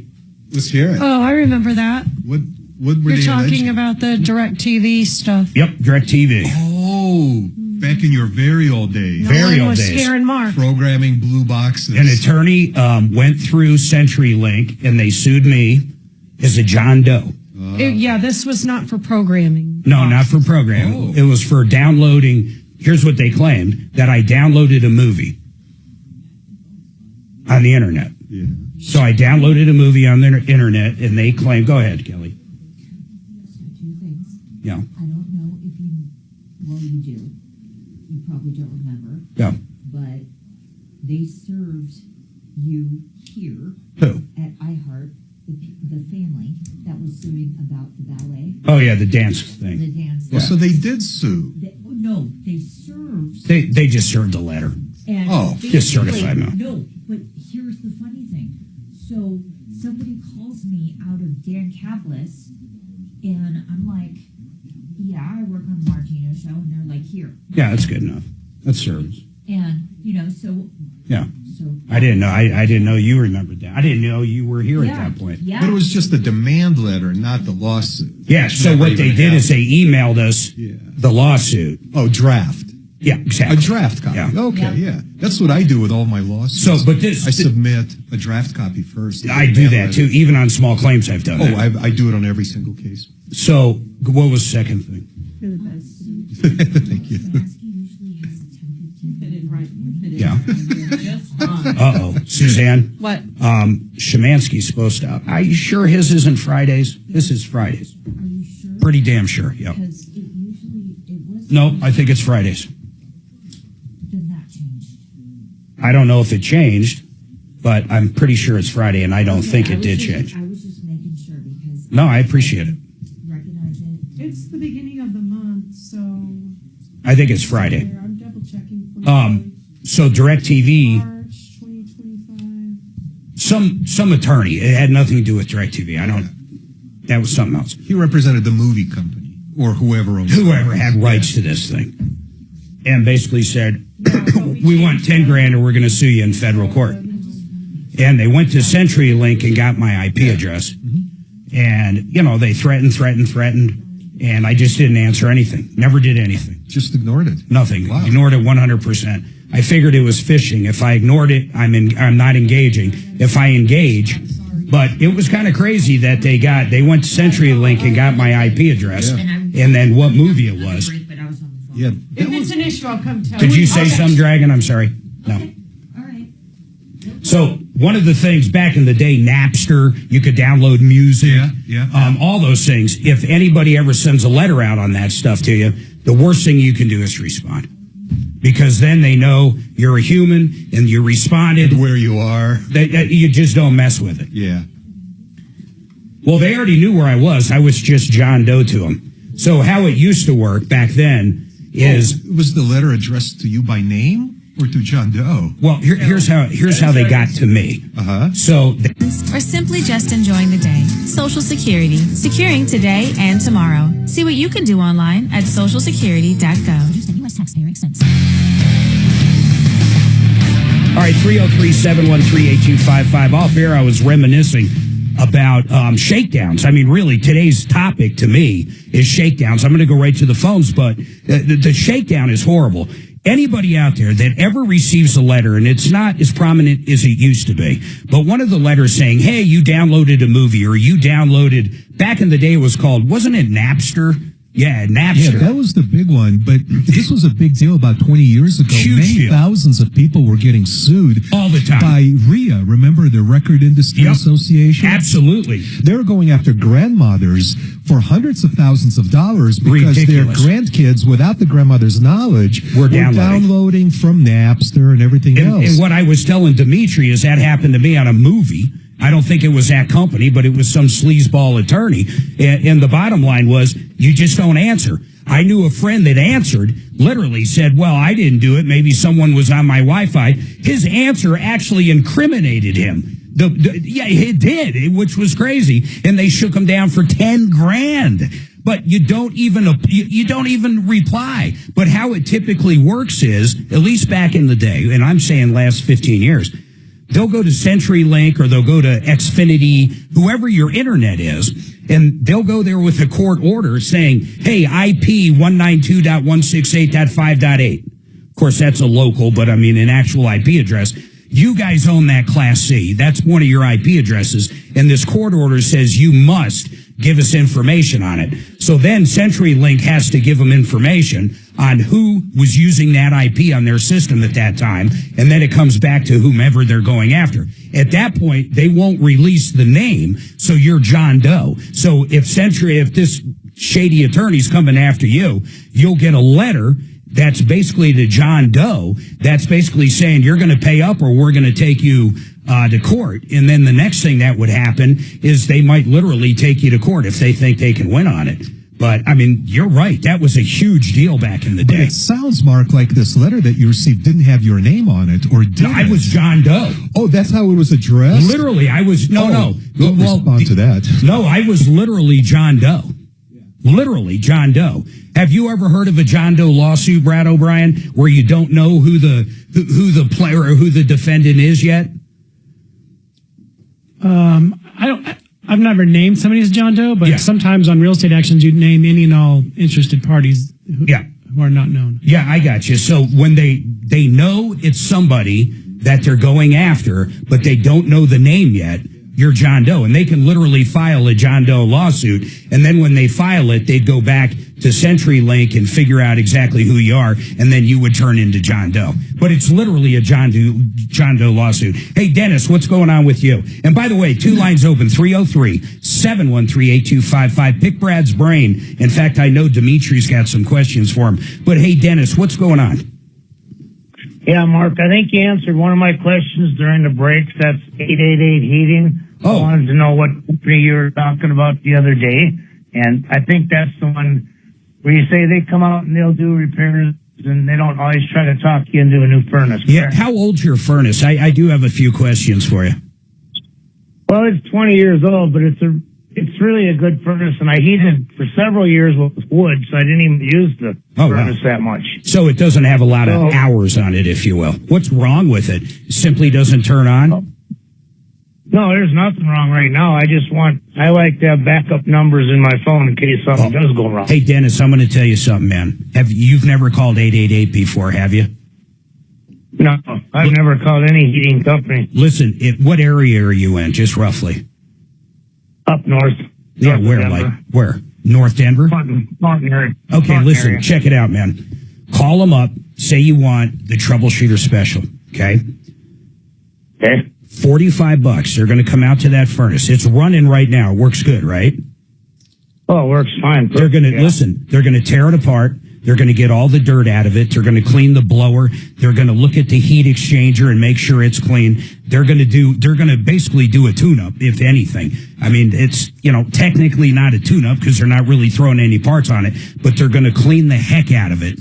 And they'll do all of it. They're going to be there an hour to 2 hours, man. And it's only going to cost you $45. And then they'll put a sticker on there. They'll give you the no breakdown guarantee, but it's only for new customers. They want to prove to you, of course, how great they are. Then, if something does break in the future, either that furnace or your air conditioner or your water heater, you know who to call. That's why they do it. But it's the real deal. It's not the deal like where you just, call someone up for a $39 tune-up or a $19 tune-up, and all of a sudden all they're saying is, oh, you need a new furnace. It's nothing like that. It's the real deal. But what's your second question? And the second one is, I think it was this week, you were talking to some guy that called and he wanted a windshield for his older pickup. And then some other guy called in and said that he sells windshields. Oh, yeah, Mark, it was the gentleman with the classic 1993 car, and Phil, and he wanted the original OEM windshield. I had 40,000 miles. 37,000 miles. I thought it was 44,000 miles. 47? 47,000. Okay, 47,000. Yeah, and he wanted that. Yeah, you're absolutely right. What did you want, that guy's number that called in, or what? No, I wanted that. I believe Kevin called in. He was a guy that sells like PPG window glass or something. Kelly, did we keep that guy's number? Suzanne? I have it because I was doing the show that day. Here's the deal, though. I don't know anything about that guy. I don't mind giving it to you because you're asking, but I mean, that's what our referral list is all about. I get to know the people.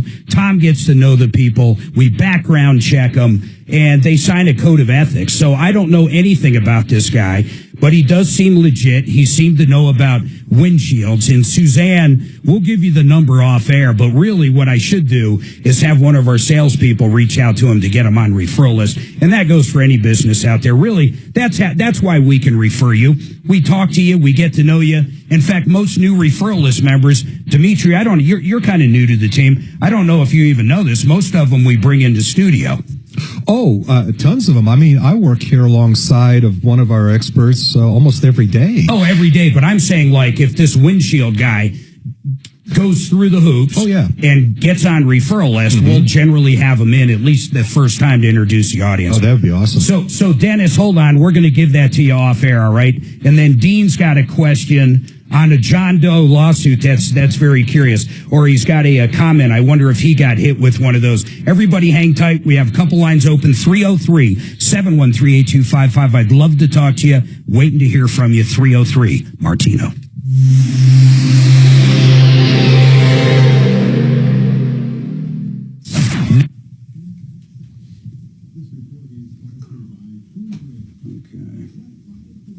What do we have? Okay, Dennis, so that number? Okay, Denver region.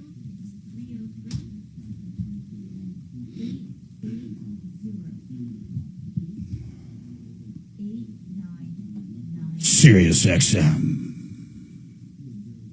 Do you have, either of you have XM radio? Anybody in here? No? I like it. We'll travel. Well, we also use that Spotify. Spotify is great because you get all the podcasts. Well, plus you make your own playlist. Yeah. Oh, yeah. For the music. I don't use it for music. Isn't that funny? Really? I use it. Well, no, that's not true. I sing in the shower. Use me for music. Yes. Denver Regen. Who are they? They're the people that have helped me lose 30 pounds so far. And about, what has it been, Suzanne? 10 weeks, I think? Yeah, just about, Mark. It's pretty incredible. Why it works is it cuts off the food noise. So the one I'm on is trizepatide. I think that's how it's pronounced. And it's crazy. So you take a shot once a week, and it's nothing. I mean, the needle's so small, literally you don't feel it.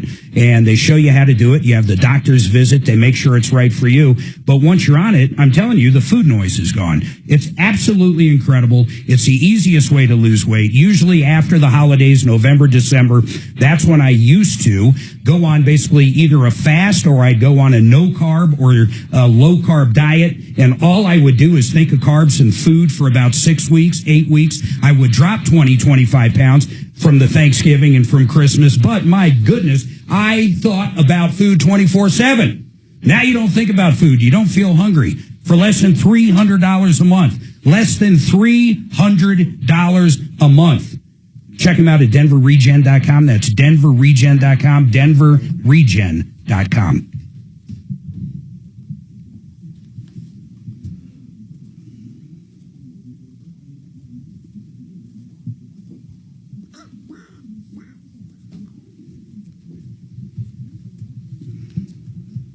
Mark, I think that the cost of that tirzepatide treatment is probably outweighed by the amount of money you saved on food every month, on both eating out and probably. That's a good point to make in a spot. I think that would be a fun and it's very true. I think that would be a fun thing to add to your ad.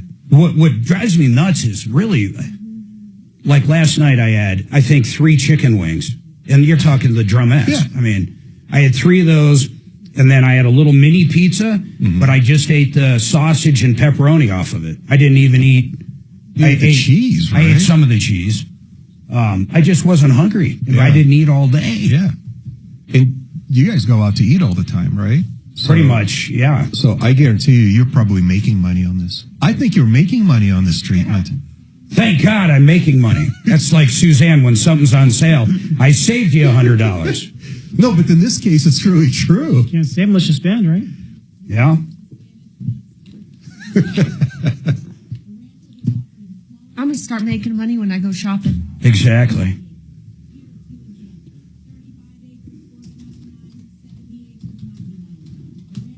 The ranch.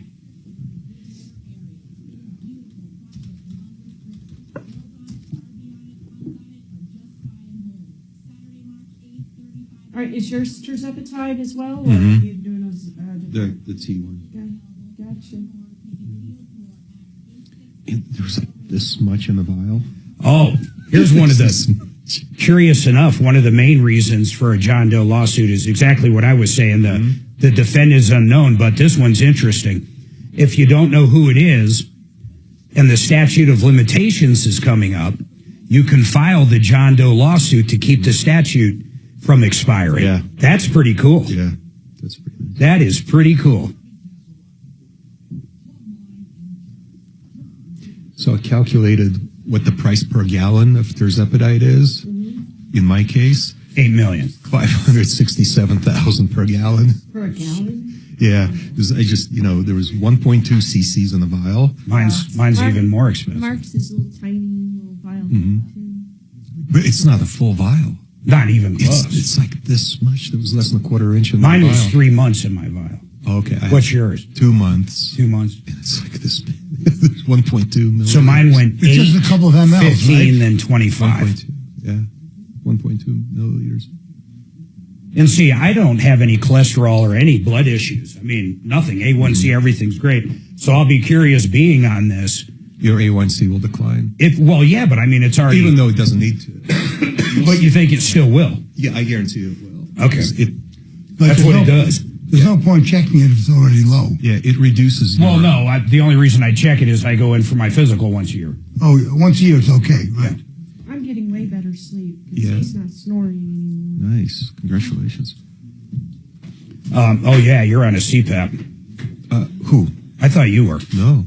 Who the hell told me they're on a CPAP? Someone that looked pretty fit was on a CPAP, and it blew me away. I think it's Oh, I know who it is. I don't want to say that it's an advertiser, but he weighs like nothing. He's in perfect shape. He weighs like maybe 165 pounds. Well, it could be anatomic. That's really. It is. He said what it was. Yeah. But usually when you think of big time snorers and CPAP, you're thinking of really heavy people. Right. If I bust 210, boy, I'm a snorer. Yeah. I got to keep him under 210. So I get good. I'm right at that. I'm right at that 200. Like one day I can be like 201, then 199. But I've been a little caught. But the next Broke. The discourse is yours to join. The fox isn't watching the hen house anymore. On Denver's talk station, 630 KHOW. All right, 303-713-8255. Dean had a comment on the John Doe lawsuit we were talking about. Basically, a John Doe lawsuit is if you don't know who the defendant is or their true name, you know who it is, but you don't know their actual name, or possibly a statute of limitations is getting ready to run out and you don't know them. That's another reason to file one. And then, maybe sometimes to protect someone's identity, I guess. Maybe like in the example of a rape case or something along those lines. I'm not exactly sure on that part, but go ahead. What's your comment? Okay, you there? Yeah, I'm here, Dean. All right. You've got a real estate attorney with you, correct? Yes, right next to me. Is he familiar with the Colorado Immigrant Tenant Protection Act? No, I'm not. What is it, Dean? Well, it has to do with a lawsuit that was filed at the end of last month in Arapahoe County by some illegal immigrants that were renting an apartment. Hey, give me the name of that again. What is it? The Colorado Immigrant Tenant Act. And it passed legislation, right? It's a law. Yeah, it's 38-12-1203. 38 dash, that's what I needed instead of Google. 38-12 dot what? 12-1203B.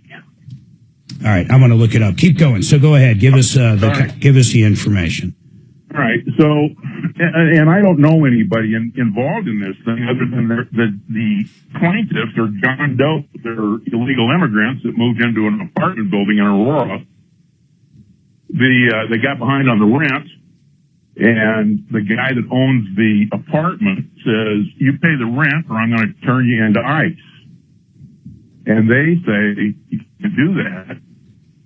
And he says, "I'm going to if you don't pay the rent." Yeah, it says you cannot harass or intimidate a tenant or retaliate against a tenant for exercising the tenant's right, opposing any conduct, interfere with the tenant's right. I don't see anything about, well, I guess in a way, Brad O'Brien, that's kind of, I mean, if you tell a tenant, I'm going to turn, it's kind of like blackmail or extortion in a way, right? I mean, wouldn't that be wrong in most cases?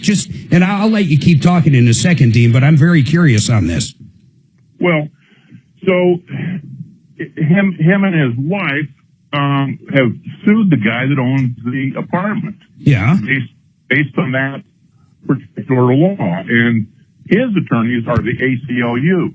Yeah, that's a lot of money there. Okay. At least he used to be. Keep going. Well, okay. Well, anyway, and they got a temporary restraining order right now to stay in there. And it's going on right now? I told you it was filed the end of January. Oh, my God. 2025. Oh, my. Well, I don't know what you do. I mean, first of all, if we're talking it's actually a CRS, and it is, I'm looking at it.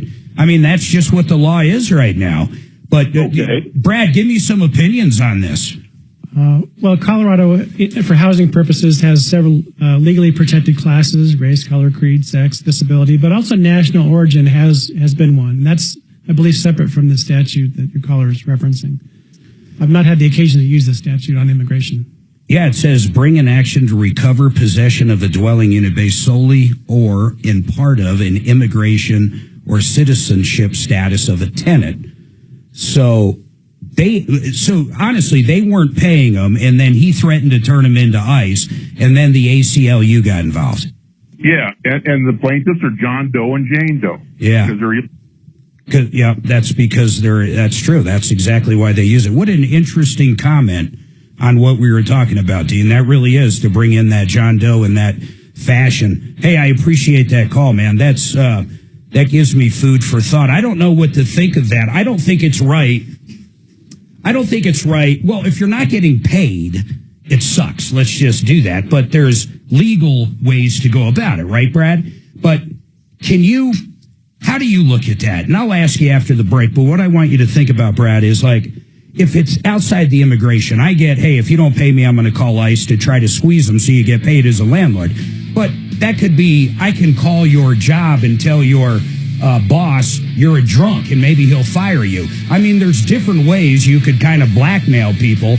And I'm curious if a landlord did that, not just in the case that guy was talking about, but can you do that? Everybody hold tight. We got another hour coming. Get on the horn now. 303-713-8255, 303 Martino.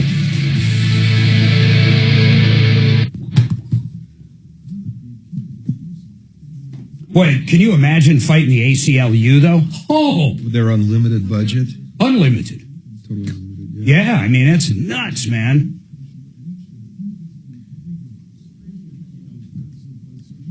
It's nuts. What's ironic is the landlord is probably doing them a favor by not calling ICE first and then let ICE deal with these illegals.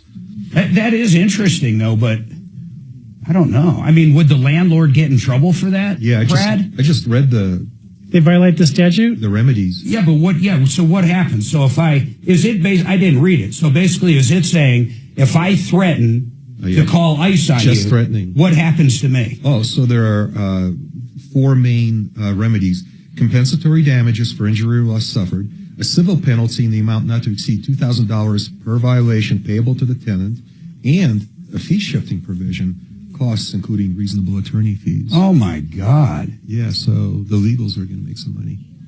Hopefully, the guy is already called ICE, and maybe they'll be removed before this actually goes to court. Oh my God! What an interesting case. $2,000. That's pretty good money for an illegal. Well, yeah. Brad, do you ever do class action stuff? Nope. Do you want to? Nope. No. Those attorneys focus on that. They got to take a bunch of cases and maybe like a very small percentage of a pan out. Yeah. So it's a different business model. Plus, you have to fund all of that yourself, Yep. right? Uh-huh. And you might have millions of dollars tied up in costs. Yeah. Mm-hmm. Hey, by the way, do you guys want a good laugh? Hello? Crazy, man. Go for it. Can anybody hear me? I can hear you. Go for it. So, earlier today, I got a call from a gentleman who basically said, Brad, you want some coffee? I'm good. I already had. Can you please stop the ABC newscasts Dude, those are rookie numbers. on your You gotta station? get your numbers Can up. you pause They should them live longer, but and they've replace shown them with more. something That's different? doesn't- Because I turn you off. Flip side of the curve. Well, life's a bitch. I just found out snoring costs an average. So no 10 one years heard off me. your lifespan. No, I heard you. Now, why would that be? Well, you have low blood oxygen, and But those are the as a calls I result get. of apnea. It's from sleep apnea, not Got it. snoring. I'm sorry. I got it. And but that's frequently associated with snoring. It causes right? it, or it could cause Yeah, it. it could cause it. So I had my blood tested, and I had low blood oxygen. So What's low to you? I don't remember the numbers because that wasn't important. Anything less I than just- 85 is Yeah, low. I didn't care what the number is. I only cared that it was characterized. When as did you low. have it? It's a variable. Your O2 saturation Yeah, it changes. varies very quickly This depending measures upon mine 24/7. depending upon your what time you're doing it, what activity you're engaged in. So having it tested one time is meaningless. This is called the whoop. It's a good insight. Thank you, Doc. I am very worried about it. And like mine right now is 91%. Right, that's about. I wanted to. My average is 95 to 100. I haven't. I'm gonna slowly talk him into it, but I want one of those glucose monitors. Why? Oh, I have Just to one. see what foods awesome. trigger. She has your no glucose insulin. issues at all, though. But no, I just want to see what foods get very triggered. valuable. It is very valuable. So it costs $7 at Walmart. No, you're talking no, the I'm test. talking you want the wearable continuous? one. Yeah, I want the Continuous? wearable one. Okay, yeah. I can Yeah, look those at are it. very affordable You too. know They're what- under what- $200. You're never going to Any get a kind of Libre. carbohydrates raises your blood sugar. Yeah, but they say some foods trigger you more than others. So Absolutely. asparagus might trigger his insulin, but not mine. So it'd just be good to know. But you have no in problems. your That's case, the part it's- that drives me nuts. It's knowing the foods that But you don't. spike you. It doesn't matter if you doesn't matter. spike. You have no issue. Your A1C is low as hell. It's If your normal blood to sugar spike goes, unless you. You get it. It's just valuable info. I Suze, love that data. if I your have blood charts. sugar goes from 85 to 95, regardless of what you eat, it's irrelevant. The number's not going to mean anything for you. Well, I don't know. I kind of It's nice to disagree. satisfy your curiosity just for intellectual development reasons. Oh, yeah. Then I might stay away from those triggers. First more of all, unless you they tell can't- me it's Your beer. Then pineapple- forget no, it. your You can't even get pineapple juice. a, what are they called? Libre or something. Yeah, there's a new one now that I've been looking at. Yeah, It's but like you- $250 for 12 weeks. Yeah, right. No, it is. Well, it's insane. For 3 months. It's a fucking medical device, isn't it? Let's see what this one is. What doctor is going to write you a prescription for that? Oh, for a continuous monitor? Yeah, there. It's this one's not. Of course you do. It's a medical device. It things taps are into your vein and pulls blood. Yeah. This one is. Where is it? But I guarantee you need a prescription for it. let's take a look. Here, this is the one I'm looking at. Let's just go. What's it Dimitri, help me do the. I'm trying to find the article I sent myself. What's it called, though? That's what I'm trying to send myself. Find the article I sent myself.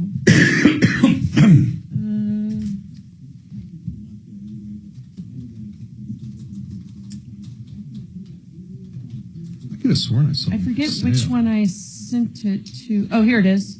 It's the Hello Lingo, Lingo. Yeah, I guess he did need a prescription. Hello Mark is Lingo. right. Oh, but FDA just approved the first over-the-counter continuous. Yeah, they send it to you, it looks like. Without it needing a prescription. Is that the hello whatever? Hello Lingo is the one I'm looking Is that at. the one? Would you look at that one, Dimitri? Oh, let me read this. So AGMC, FDI greenlit marketing for the Dexcom Stelo glucose biosensor system. Over the counter, no prescription. Yeah, this one is available without a prescription. Yeah, that's the one I want. Order 12-week subscription for $250. They send you the biosensors. Well, why wouldn't you just get a 1 week? Well, I want 12 weeks because I eat a variety of things over 12 weeks. Yeah, That's why. It sounds like a good anniversary gift, if you ask me. It doesn't have a plug, right? I don't know how it works. I've never heard of it till now. Maybe it's made by Abbott. Yeah, Serena Williams wore this one and learned all. That's how I got the article. I'm trying to find a damn picture of it. Yeah, there. It's right next to the phone on the Lingo website, hellolingo.com. You can see the little thing. It's a little circle. Oh, it's a little dot. Yeah. But it's only compatible with iPhone, this particular one. It's only what? Compatible with iPhone. It's not compatible with Google yet. Oh. Well, that sucks. 10 seconds, guys. Subscription for this too. And it was not pretty. And the beautiful fallout from the Tuesday night triumph of President Trump before Congress. Join us at 4.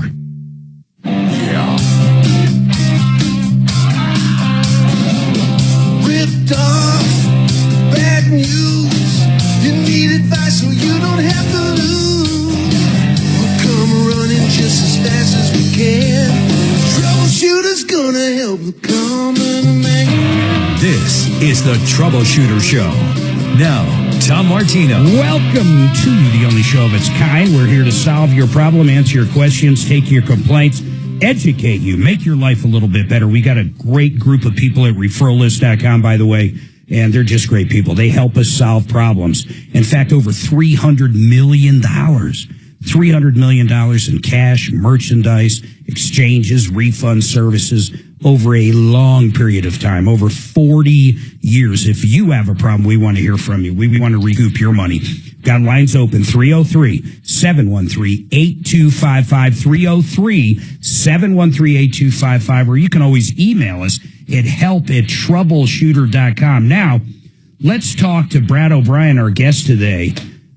Great guy. In fact, Brad, you've been with us years and years at this point, and you do real estate. The bottom line is, if it's commercial, if it's residential, I don't care if you're buying property, I don't care if you're selling property, I don't care if, someone's suing you after you close because they claim that, you knew something, you didn't disclose it. Leases for landlords out there. It's pretty complicated in Colorado now, right? I mean, honestly, it's not complicated to you, but in other words, if you're a landlord, my understanding is you can only raise the rent a certain amount of times per year. You can't really just kick a tenant out when the lease is up, as crazy as that is. But there's a lot of changes that have been made to Colorado law where there's a lot of leases out there that are probably, I don't want to say invalid, but I mean, they're just, well, how would that work? If you sign a lease saying you can raise rent every 6 months, that means nothing now, right? On the residential side, we've had a lot of changes in the last couple of years about what has to be in the lease and limitations on landlords. If a landlord is required to update their lease, they don't have to go and change the lease in the middle of a year-long lease. But at the next renewal, if they're going to stick with that tenant, they have to use a lease form that complies with the law.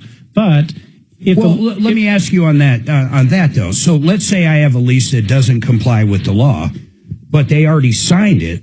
I mean, it's not like it's grandfathered, right? No, it's not. Like, for example, pet deposits used to say they could be non-refundable, but now they have to be refundable less actual pet So damage. even though if they signed a lease that's perpetual and it's on its 5th year or whatever the terms are, it still doesn't matter. They have to refund the pet deposit.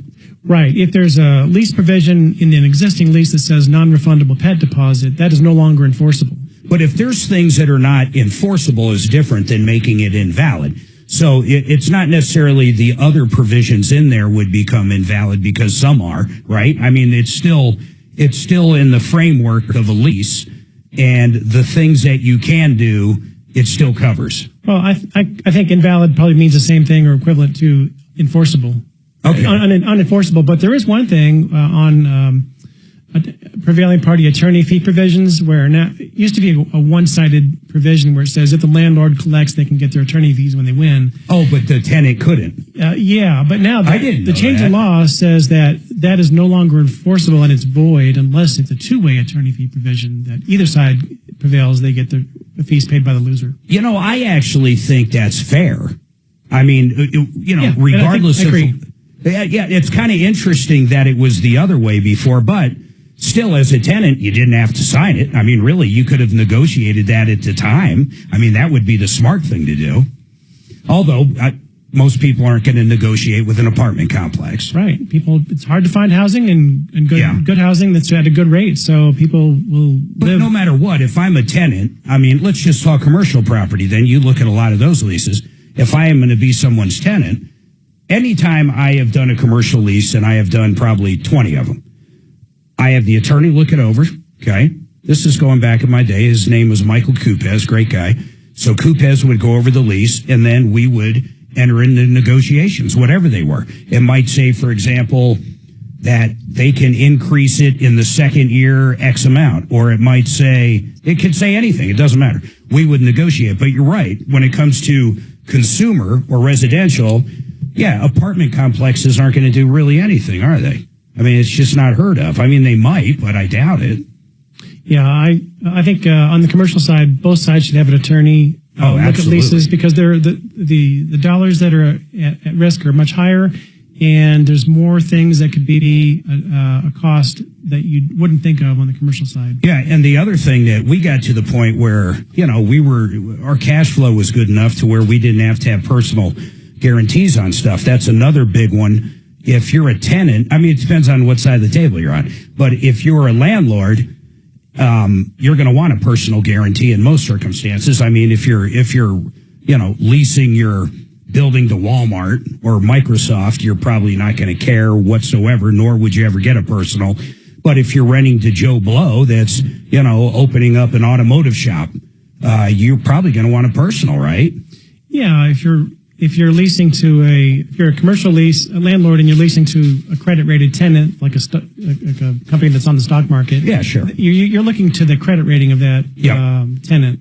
So that's why you wouldn't get a personal guarantee there. What are some of the tricks that you've seen? Let's go on the landlord side.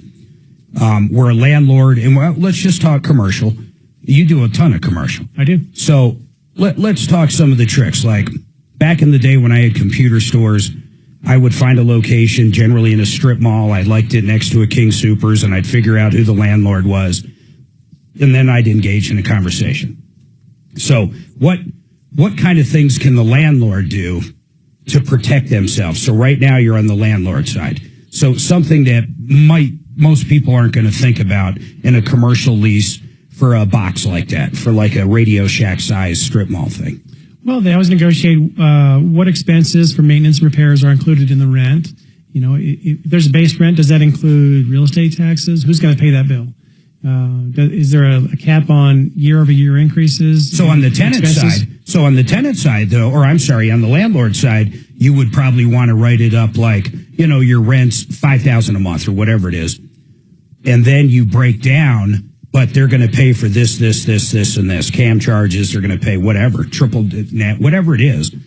And a lot of people that are probably new to the business world might really not even understand that their rent could easily be $6,000 or $7,000, not $5,000. Yeah, there's usually a base rent component and an additional rent component that is the operating expenses, the pro rata share of that unit as compared to the percentage of the whole building. Yeah. And so the CAM. The CAM could be equal to the amount of the base rent. And then on the tenant side, if someone comes into you and says, hey, I'm going to lease this thing, what are you looking for in that lease to protect your client? Tenants like to see that they have options to extend. If they start with 5 years, they want to have the right to have an additional 5 years at their option.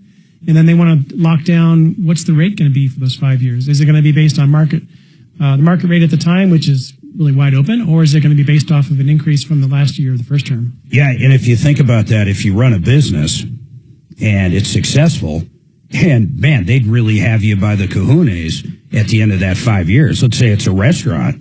Can you imagine that? I mean, a restaurant is something you travel to and you go eat there, and it's usually in your vicinity.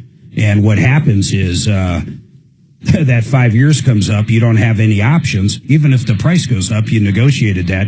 But if there is no options, they got you, right?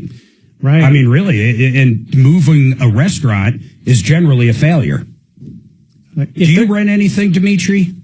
No, I used to have a large production facility for my company that you rented or leased out the property. The lease expired and I shut it down, so I never had to move. But God, that would be a nightmare to move any kind of business, especially a restaurant. Total. Do you ever deal with eminent domain? Not really. No, but I know about it. Yeah, of course you do. But it's crazy. Anyhow, I got to take this break. 303-713-8255. We want to hear from you. 303 Martino.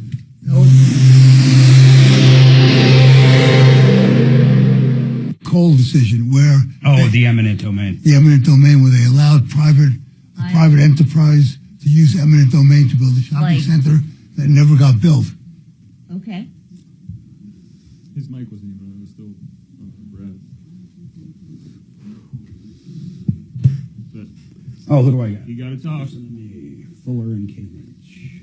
Just more impressed with the time. Yeah. Oh, what was the timing that he's... Yeah. Huh? Well, it's not Tom. It's Tom and not Tom. Let me tell you about K and H. You know, they were in yesterday. Suzanne, what was it's Steven, right? Yep, Steve Diamond. Man, was he a good guy. He knew so much about what he does. I love it. They opened up a painting division. And I love these guys. Of course, they do windows, including the new Alpin window, made right here in Colorado for Colorado. It's unbelievable.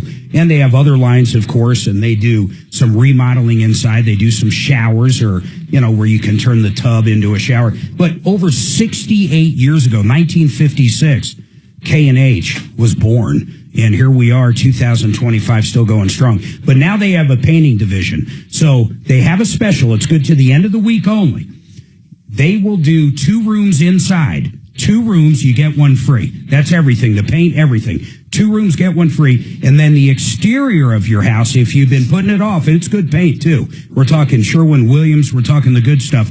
They will come out and give you 20% off till the end of this week, meaning the end of tomorrow. 303-421-7100. 303-421-7100. That interior, buy 2. You think about that. You get the bedroom done, you get the hallway done, you get the den for free, or however you want to look at it. 303-421-7100. Let's talk about John Fuller, Fuller Law. John saved us a ton of money when a lady ran into us. Suzanne had injuries. And when I say he saved us money, let me explain real quick. We ended up in the ER. And the hospital bills were like $33,000. The other driver, of course, was at fault, and John got us every nickel her insurance policy had. So we got every nickel it had. But then when he went to pay the hospital bill, he got that $37,000 brought down to like $5 or $6 grand, whatever it was. And he put all that extra money into our pocket. It's absolutely incredible. And with John, you always deal with John. You can call up and he's got a great team you'll talk to. But when you want to talk to the attorney himself, John, you talk to John. And he's going to bring you through the case. He's going to help you maximize the case. We have used them twice. And both times we got policy limits. Both times a perfect outcome. 303-597-4500. John Fuller, Fuller Law, 303-597-4500. He'll talk to you about an accident at no charge.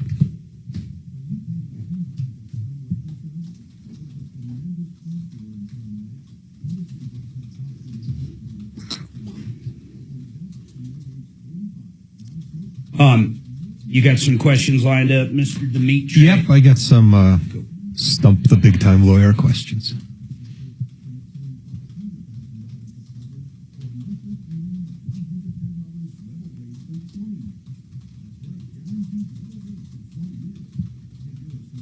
If you're a smoker.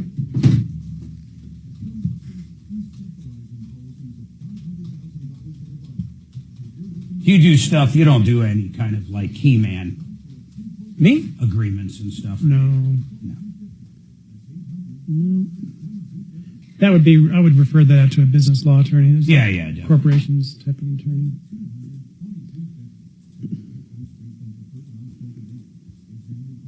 Ooh.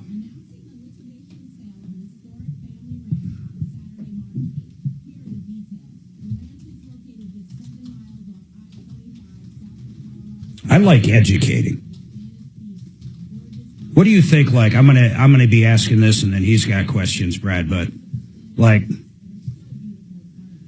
what to look at? Just like we were kind of talking about.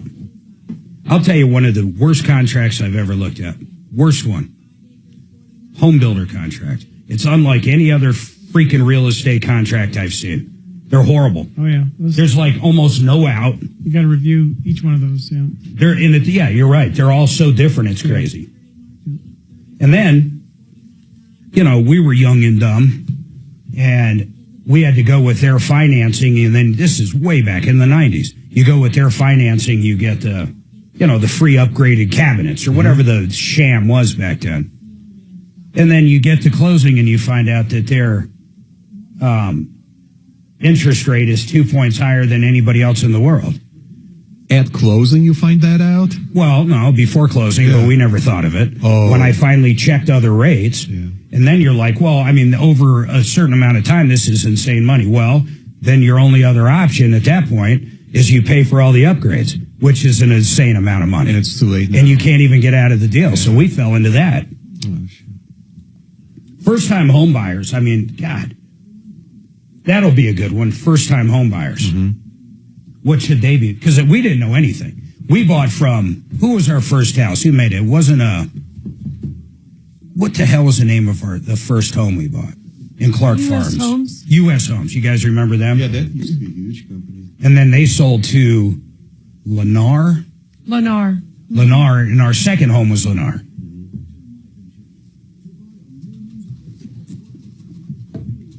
I got Martino involved in that one. How are you doing? I just remembered that. To do what? I'll tell you on air. Okay, great. It's actually a great story, and it was, what year did we buy that house? Which one? Clark Farms. No, this Well, was... we got married in 93. We built it and closed 94. Yeah, but what year did we... Castle Rock's what I'm talking about. We moved into there 2002. 2002. Is when we moved in. Are you asking when we sold it? No, that was it. That's the date. It was 2002.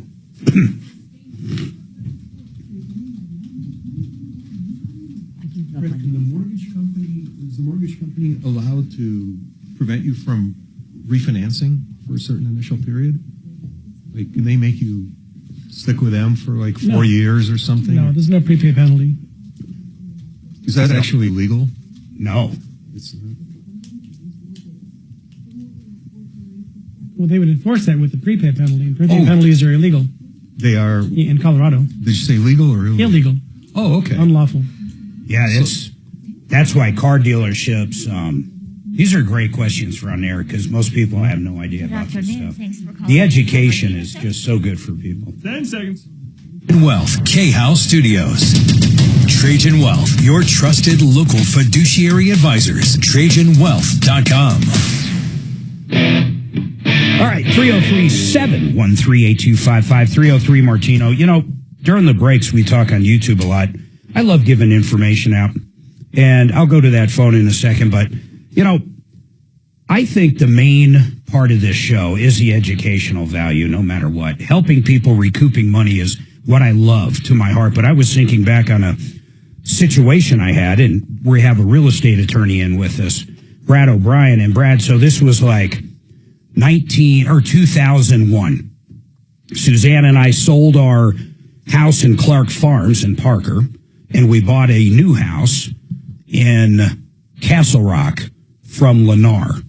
So I'm sure you've seen 100 of them. The contracts with a new builder compared to buying like a house from each other, a standard real estate agreement, man, there couldn't be anything further away. I mean, it's crazy. I mean, some of the things you agree to are absolutely nuts, and every one of them's different. I mean, really, every single one's different. I would highly suggest, and I'd like your opinion, that you definitely get an attorney if you're buying a new home from, I don't care if it's KB or Lennar or whoever it is, especially a custom builder. That could be completely different as well. What are your thoughts on that? I agree. I think a home builder contract is so complex and long and nuanced, and so many pitfalls in there that you really do have to have an attorney review that each and every time. The pitfalls are unbelievable. We've seen some where the house takes an extraordinary amount of time to get built, and they're finally like 2 years down the road, and they're like, this is crazy, but they couldn't get out. Yeah, typically these contracts are quick to tie your earnest money up and make it non-refundable, except for extremely limited circumstances.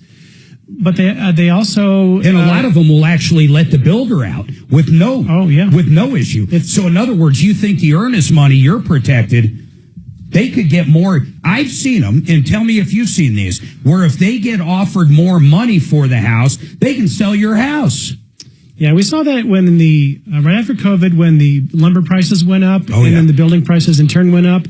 In reaction to that, home builders were putting clauses in their contracts where they could actually increase the price on you mid-construction. There was one in Colorado Springs. This was during COVID. It was probably, I'm going to say 2021, 2022. This was the craziest thing. We had 8 people in the same condo that was being built in Colorado Springs. So it's a high-rise condo. They sold the units. I'm making numbers up now because I don't remember, but I think they were around $250,000. They had that exact clause you're talking about in there. When they got almost ready to go and they were done, they said, well, I know it was $250,000, but this clause right here, it costs more money to build. We want $325,000 now, $75,000 more dollars. And none of these people understood how they could possibly do that, but they did do it. We had attorneys involved. We have everything. There's nothing anybody could do. And some people simply couldn't afford the higher mortgage, which is insane. So they ended up getting their earnest money back. They definitely got that back, but they ended up not getting a new unit because they could sell them for that higher price. I mean, that's crazy. That's one of that's such a good thing you brought up, because how many people think of that? How about first-time home buyers? What do they know?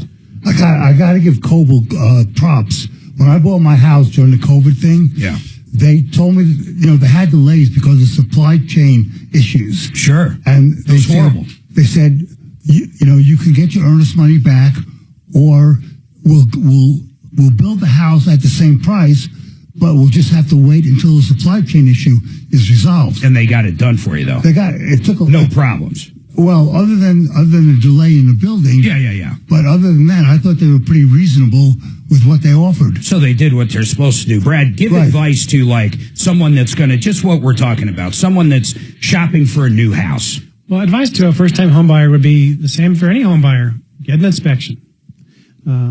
Your opportunities to find stuff and have it remedied and addressed is the highest before closing than after. One of the biggest calls we get on new purchases, and people don't realize it, is cement, the driveway. They don't, it's not perfect. And they'll say, hey, it's not perfect. They'll send us a picture and it's Spalding. And I can count on one hand the times it's actually been handled. One hand. It's absolutely nuts. How about buying a regular house, meaning not a new house? I mean, should someone hire an attorney? First-time home buyer. I recommend it. In Colorado, the trend is on the residential side is people don't get an attorney. Why is that? Because I know when I was in New York, and I believe even New Jersey, I'm pretty sure I had to use an attorney. It's just not the way it's done here in Colorado. In some states like New York, Illinois, Florida, it's very common to have attorneys on both sides of all deals. Yeah. Even small residential. But here, people just sort of cross their fingers, hope nothing goes wrong. Well, I guess realtors, though, here, like Frank Duran, he's a great realtor. I guess he, in a way, almost practices law when it comes to... They better not. Well, that's the thing, is that real estate agents cannot give legal advice. Oh, I know that. Trust me. And Frank definitely does not. But yeah, that's interesting you say that. But how are they? Well, I guess just because Colorado Colorado, it's not even a part of enforcement. You don't have to use an attorney. In some states, you literally have to use an attorney. Yes, like South Carolina, you must close with an attorney. Yeah. In an attorney's I office. think New York as well. I know New York for sure. Yeah, some states are... If Frank is looking over a contract, between a buyer and seller, and says, look, this doesn't look right, I think you need legal advice, that's okay. I mean, that's what Frank would probably do. Oh, yeah, and I know that Frank does that. That's because I get calls from Frank, from his clients. He's very quick to recommend seek an attorney for any kind of legal question. And you have to. Great advice. I mean, especially on disclosures. I mean, disclosures are huge. If you're selling your house and you have a realtor, and that's great, they're trying to get the most money for you. But if there's questions on, hey, should I disclose this? I mean, that's a big one to have an attorney look at. We just had a huge disclosure case with the leach field. Yeah, that's right. And who knows where that's going? I mean, honest to God, who knows where that's going? What is the biggest thing you've seen or you have dealt with, Brad, on a new build? Have you had a couple come to you or a person come to you and want to get out of, I'm using this totally as an example, but a KB home or a Lennar home, or they have a warranty issue after the fact where they should have hired someone like you to look at it? What have you seen after the fact that there's not much you can do? Warranty issues, the timing of closing, like the builder taking too long to finish it and complete it and close on it. Charging more. These home builder contracts are very loose in terms of setting a deadline for the home builder to be done and go to closing. And when it comes to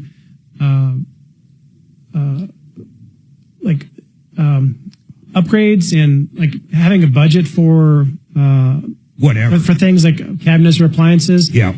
One problem is having just a big number for here's your budget for plumbing, plumbing fixtures, and you don't know what's in that. You don't know what quality is in there. What it is. So it's recommended, especially on the custom home building side, to get a very detailed spec list of the make, model of the fixtures and equipment and appliances, rather than just like a lump sum. So when we bought our first house, Suzanne and I, it was in Clark Farms in Parker. We went with U.S. Homes. And they built a house, and it went fair. It went pretty fast. And honestly, ultimately, I liked the product. I ended up buying another one. But they changed to, I think, Lennar bought them. But we sold that house, and then we did buy the Lennar house in Castle Rock. So in 2001, we bought this house. Now, they offered free upgrades. Like, in other words, if you wanted free hardwood floors in the kitchen and better cabinets or better fixtures in the bathroom, whatever the upgrades are. You know what I mean, upgrades. Better carpet, for that matter. But you had to use their mortgage company, okay? So we were like, oh, yeah, well, we're definitely going to do that. We're going to use their mortgage company. And I bet these contracts are still out there till this day. So then as we got closer to closing, and I was looking at the interest rate and looking at all this, I started shopping around and realized they were like 1.5 points higher on the interest rate. And I'm like, wait a minute. And I start calculating, I'd never live in a house 30 years, but people do. I mean, you're talking big dollars. So I said, well, can't you at least get closer? And they wouldn't do anything. Nothing. Absolutely wouldn't do a damn thing. So I get upset. This was 2002. I started filling in for Martino. Back then, I didn't do the show every day like I do now with him. I was filling in because I had computer businesses and other stuff going on. So I called up Tom. I called him at home and said, hey, man, what do you think of this? Suzanne and I are getting ready to buy this, and I made the mistake. I didn't look through it. I have to use their company, but my God, they're almost 2 points higher. It's insane. And so I got him involved, and I'm going to tell you guys the outcome, and I'll tell it after the break, and I'll tell you what Tom did. It's crazy. But where I really wanted to go for this is back to the new home purchase and the contract. I wanted out at that point, not to use them. I couldn't get out of that new home, or they'd keep the earnest money and possibly come after me for any kind of deficit if there was one. And worse than that, if I did want to move in and go with another mortgage company that was lower, I had to pay for all the upgrades that were already done, and that was like $25,000 in their eyes. So I was in a no-win situation. I was going to have a higher than normal interest rate, or I had to come another 20 grand out of pocket. It was crazy. But after Tom got involved, I'll tell you what happened.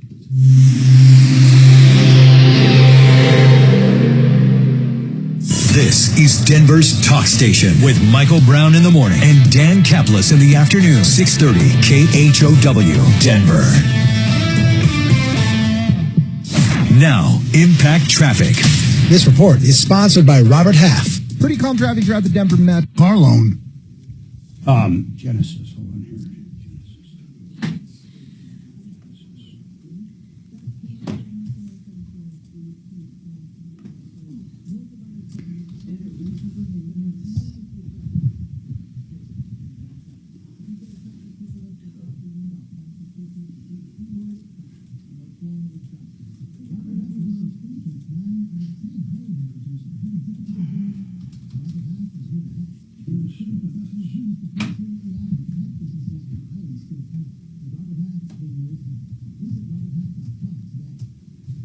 I love what Genesis Total Exteriors does. Listen to this. They do siding, windows, gutters, but we're getting ready to roll into summer. Check it out, decks. They got a deal going on decks right now.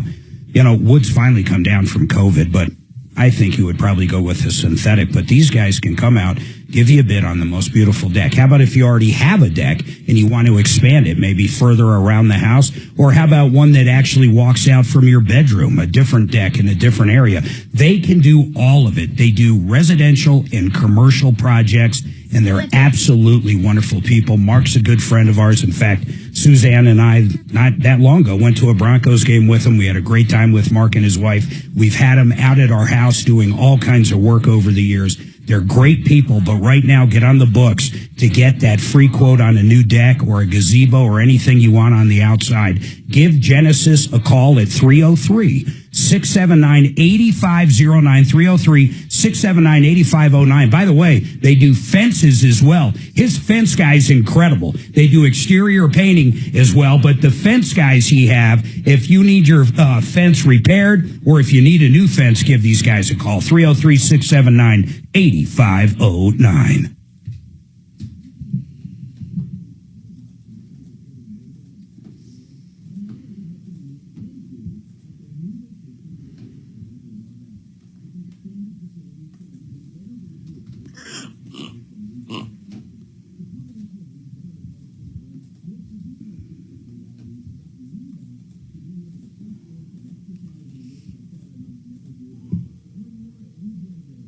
Regen. Did you take the bar here? I did. Did you? Yeah. Where'd you go to law school? Loyola, Chicago. Oh, okay. I was an Illinois attorney, and I wasn't in practice long enough to waive in. My wife was at that point, so she just waived in, paid the fee, and that was it. But I had to actually sit down and take it again, which I enjoyed. You know, we have some listener friends we've met a couple times to get a beer at a brewery, and they're both attorneys. That's what triggered this when you said your wife was also an attorney. You know what's funny, though? They're both attorneys, but neither of them practice law. Neither of them. I just find that so amazing. What do they do? I don't remember. Do you remember what they do? Well, she was doing contract law for a corporation. She just wasn't working for a firm. Like, I didn't think she practiced law in the... I think she was doing, like, accounting or something. Oh, I thought she was working. What did he do? I think he was trying to do his own thing. Like, he had stepped away from a law firm. But you might be right about him, but I think she was doing contract law. I think I remember actually asking him, like, how funny is that? You both have a law degree, but you're not using them currently. I have a doctor friend who never practiced medicine. But he got MD? Yeah. That's wild. And he was an entrepreneur. He just started a couple of businesses in the medical field, but never really practiced medicine.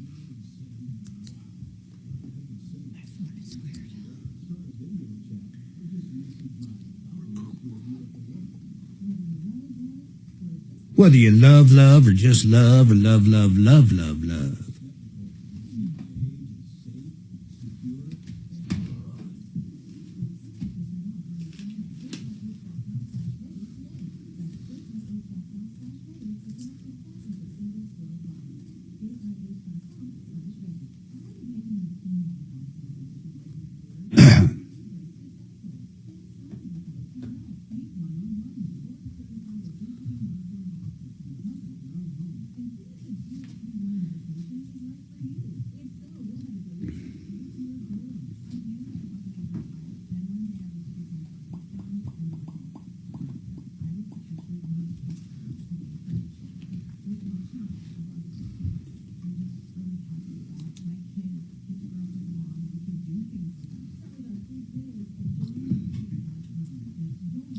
These freaking anti-Israeli protesters don't even know what they're protesting. Some of them, it's going to come back and bite them when they go to get a job. I hope so. Thank God.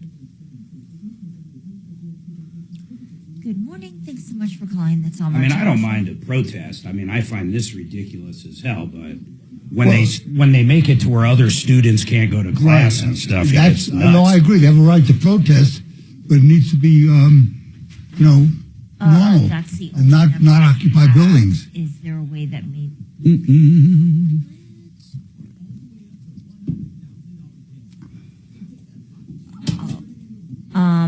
Sure.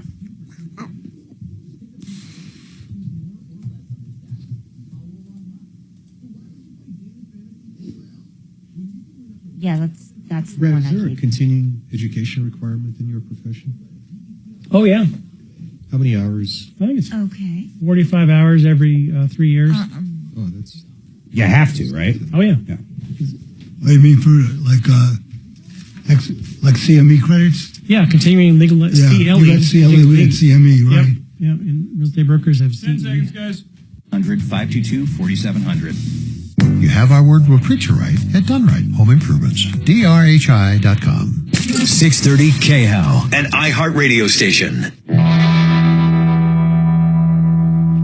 right, 303-713-8255. 303-713-8255. So I'm going to finish that story real quick, but basically, Susanna and I bought a new house by Lennar, and we got free upgrades. This is going back to 2001. And we got free upgrades on it, but we agreed to use their mortgage lender. And, of course, they make money on the points. And what ultimately happened is when we were ready to go to closing, I shopped around, and they were 1.5 to 2 points. I don't remember the exact amount. Higher, which absolutely was crazy. I mean, that's a lot of money. That's between 5% and 7%. So I was literally at their building. At the time, Lennar was at Lincoln and I-25. The building's still there, but I don't think they're there. And they were on the top floor, and it was a big conference room with one of those big tables. And I was down there trying to talk to someone to get this done, and they weren't going to do anything. They gave me the option to either pay for the upgrades, $25,000. If I backed out, they were going to keep our earnest money. Plus, she was pregnant. We're ready to have a baby. I mean, we got to get into this house. I just couldn't believe. To me, it was just unfair. That's what it came down to. I called up Tom. I literally did. I was filling in for him back then. In fact, we were national. We were New York to California. It was pretty crazy with was it Westwood? I think it was called Westwood. It was nuts, but we still broadcasted right out of this building. But I called him up, and I put him on speakerphone in front of these two guys. We're in this big conference room. It's got a table the size of something ridiculous. I mean, 30 feet long. And it's just three of us in this one room. And I put on the table. And bottom line, they brought it down about 1.25. Yep, brought it down for me. And they agreed to it, and everything went great, man. So that was time. Tom really helped me out big time. I mean, big time. It would be funny. I wonder if he actually remembers that. But it's nuts, man. But we're talking to Brad O'Brien. And Brad, actually, someone's got a question for you. But the homeowner stuff, very important, right? New home builder, have an attorney, have you look at it. I could add about the affiliated businesses with home builders. The biggest ones do have their affiliated mortgage companies and title companies. Do they actually own those, or they're just? I think they're commonly owned. That's why they're affiliated. And sometimes they have even the same name. Oh, wow. The same, except it might say mortgage company or insurance company. But you're not required to use them. You're free to choose your own company. Is that a law in Colorado? Actually, oh yeah, you're free to choose your own vendors. But if they incentivize you with a free upgrade like cabinets. Sure. Then they can turn around like they tried to do to me. If you don't want to use them, charge. Yeah, so it usually makes sense to use their affiliated company because it's a win-win. You get a better deal, and they get they make money on it as well. Yeah, and then Doc brought up an interesting point. I could have just refied, and that's true, but then you're still doing closing costs and everything again. But it's a lot. Right. It's less than what the upgrade would have been. My mortgage, and recently, I had they had a lender. I had to qualify for the loan through their lender. As long as I qualified for the loan, then I could find my own mortgage company, because if I couldn't find anybody else, then I would be sort of backed into their mortgage company. So that was the hoop I had to jump through. Brad, what do you see? Let's get out of the new home purchase. We know all the pitfalls there. I mean, the bottom line is have someone look at it. If anything, you still want the house, but be aware that it can take a long time. Be aware they might be able to up the price on it. Be aware of what you're signing, because if you do want to back out, chances are you're not going to. They'll hold on to that interest or that earnest money like a dead man gripping his gun or something. I mean, seriously. It's really hard to get back. It's a leap of faith to be a purchaser from a home builder on a new construction. It's much safer to be the first purchaser on the first resale. Yeah, and that goes for big companies or small companies. Even if it's a guy building or developing even one neighborhood, that might even be more important to make sure an attorney's involved with that, where you're actually paying a builder as you go, a construction loan and stuff. You can dig into all that. Now, on the commercial side, what's the biggest thing you see? Just commercial in general, what's the biggest phone call you get? Is it from landlords? Is it from tenants that are going to rent out of a strip mall? Literally, what's the biggest call you get? Or maybe the biggest problem you see? Well, I help property owners buy and sell and do leasing. So Everything. Yeah, and it's also kind of economy driven. When the economy is great, it's a lot of transactions. When the economy turns, it's litigation, mechanics liens, tenants leaving before the end of the term, that sort of thing. Do you do like UCC filings on inventory and stuff? Yes, I do. So you do. Sometimes landlords get UCC rights to foreclose on the furniture, fixture, and equipment of a tenant. See, people don't understand how important that is. I'm talking, of course, from the landlord standpoint, but they can actually own your inventory. And those UCC filings are very important, especially if someone goes bankrupt on you, because you actually could be first in line with that filing to go after the equipment compared to someone that didn't have those filings. And that goes for almost any industry, right? And it could go for equipment for like a print shop or an automotive shop or anything.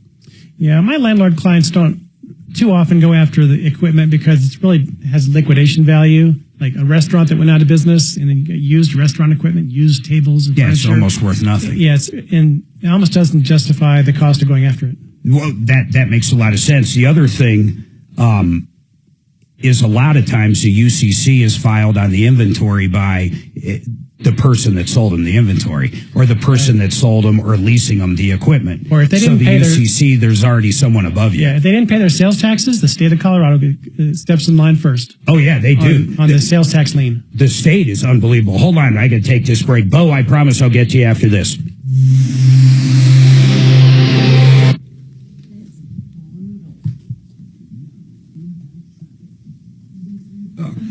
Who wants coffee? I am coffee, yeah, brother. Dimitri drinks a lot of coffee. Yes, I do.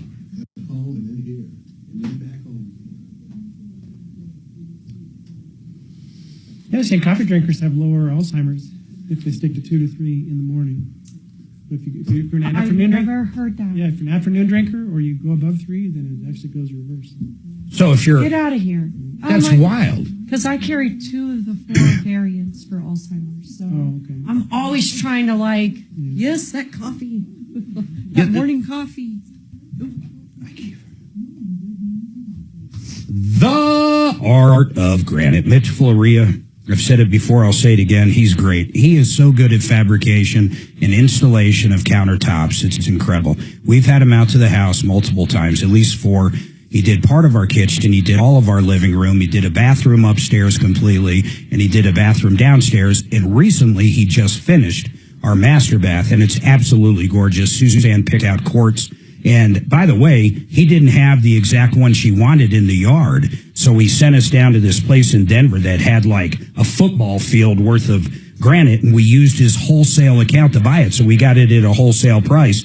All he charges for is the fabrication and installation. Whether you get the granite from him or if you get it from another wholesaler, that's all he charges. And like I said, you can use his account. His line of cabinets, if you want new cabinets, as well as gorgeous. And he's got fixtures. You got to get a bid from him. And the coolest part is you can do it right over the phone. Right over the phone. I'm going to tell you this. Just go to theartofgranite.com. Theartofgranite.com. Give him a call. And then basically, you take a few pictures, you talk to Mitch. A day later, you got an estimate on that new kitchen. These new drops I have to take are I'm going to irritating I'll come back shit and do out of Sarah my eyes. whenever you tell me. Oh, is he not there, Dragon? Oh, I see him. Sucks. That's perfect. I just had to pull, I wanted to pull something on him. Actually, I probably didn't need to, but I did. April 5th, that's it. I did need to, just so you know.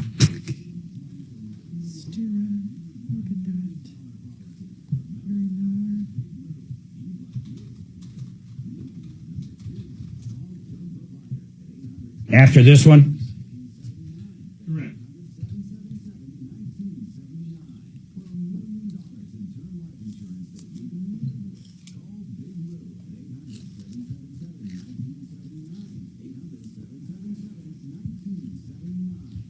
You know, VesteraTurnkey.com, they're going to have a seminar on April 5th. It is limited seating. I'm not saying like there's, you got to call this very second, but there is limited seating, and his last one was just packed. But you can learn about investing in property, and a lot of people that have listened to the show over the years have made, 45% or more in annual returns. The bottom line is he knows where to buy property in the country, and then, of course, he knows how to buy it, a good price to get it. And the areas he picks are areas that are up and coming. So as the house appreciates, then you can sell it. You can sell it anytime you want, and then in the interim, you can, rent it out and collect money. I mean, it's great. And you own it. It's not anybody else's. It's your house. It's on your deed. But check it out. It's on April 5th, 2025, coming up pretty quick. And I was going to give you a number, but I think the better way to do it is just go to VesteraTurnkey.com. VesteraTurnkey.com. Learn about it. It's really a cool product. Barry's been doing it 40 years. We have people that have invested $200,000 that now have over $1 million in property. And of course, it's backed by property. You're not buying a stock that can go up, down, and all around. It's a piece of property somewhere in a great area. VesteraTurnkey.com. Are his typically 60s or 30s? I forget. For what? Are his typically 30 or 60s? For Vestera? Yeah, 30s. 30s, I believe. Okay. Let me just double check here for you. I just gave him some love.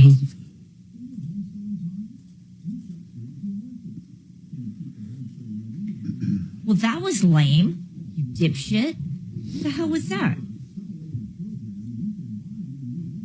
Oh, I got to go through so many emails. What's new? What's that, Beb? I said, what's new? You always have to go over a ton of emails.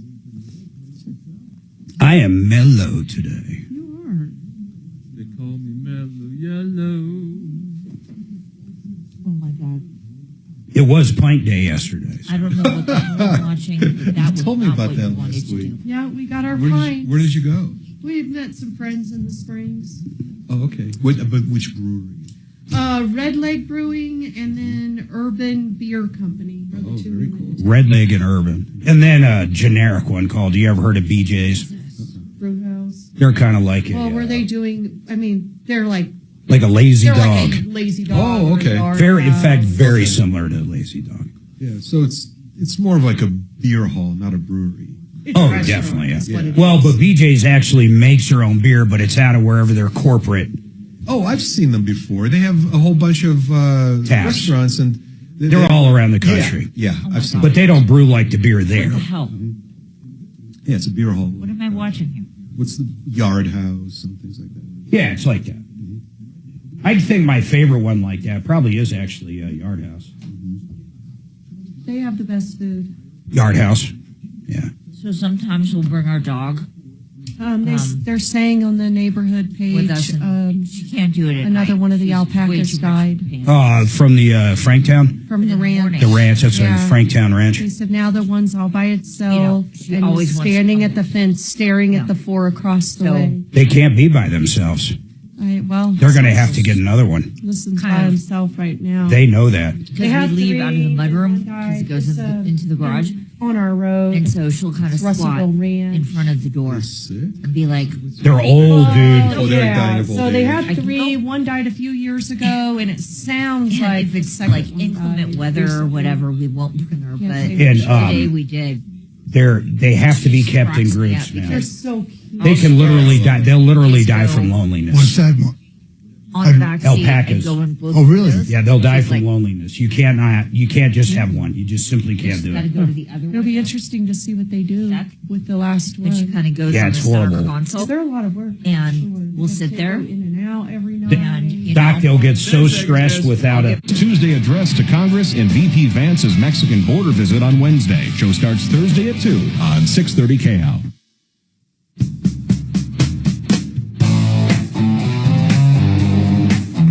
All right, 303-713-8255. Bo!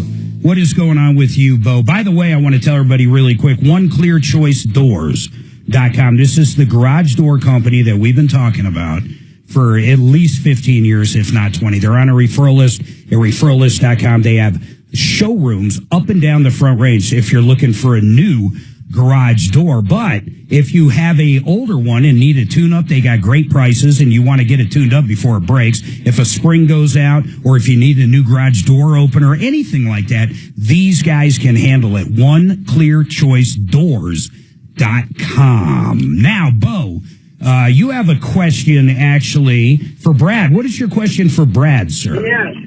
Hi, Brad. Hey, I've been working on this case, and Tom and Mark know about it. It's Joe from Allison Mechanical. And Brad, you helped him put a mechanics lien on his property. Basically, he provided materials onto this. He let his friend use a plumbing account. It was a boiler installation. So Joe did not get paid for the materials.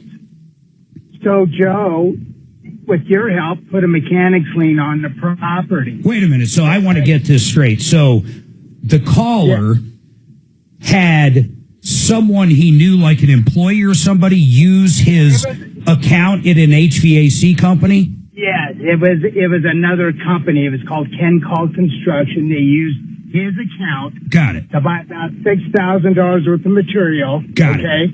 They did the installation. Did they, but hold on, Bo, did they use his account with permission? Yes, they did. Okay, so now that's where I was getting there. And then it got delivered, and then what happened? Okay, so the contractor, Ken Call, installed the system, but they didn't pay Joe for the materials. Now, who didn't pay Joe? Nobody. Nobody paid Joe, not the homeowner where the installation. Oh, so then they called you, Brad? Is this what I'm understanding? Yeah, let me clarify. So I didn't help Joe file a mechanics lien, but I did speak with him in general about mechanics liens and his situation. Oh, just gave him advice on it. Yeah, and by the way, he did call me this week and authorized me to discuss his matter with Tom. Okay. So yeah, I'm not breaching any client confidentiality. Yeah, of course you never would. But so the bottom line is you just gave him some information, and then Bo, did the guy end up getting paid? No, this is the story that I want really good clarification on, because Mark, you and Tom told me on air. All right, hold on though, man. We're coming up. Hold on. And then Michael, you hold on too. But I know where he's going to go, and we're going to talk about it next hour. And you can look at it either way. There's two ways to look at what I'm going to refer to as an affirmative defense against a lien in Colorado. It's very important. Pay attention to this if you're a homeowner. It's going to be big.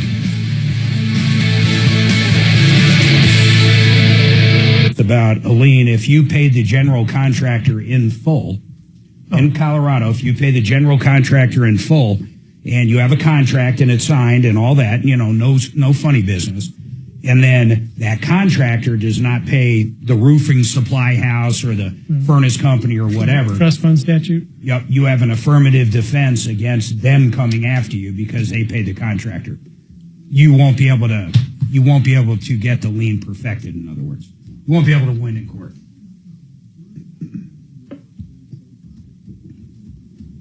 But it's got to be your primary residence. It can't be a rental or anything like that. But it seems like Joe's called in several times on this issue.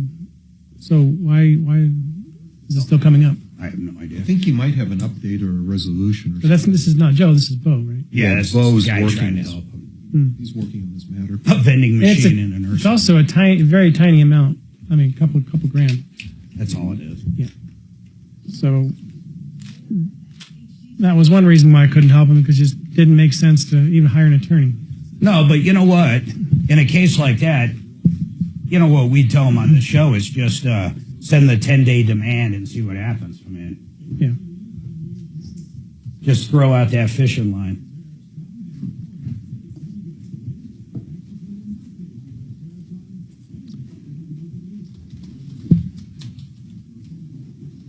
What kind of stuff do you want to discuss last hour, Brad? Stuff that generates good calls for you.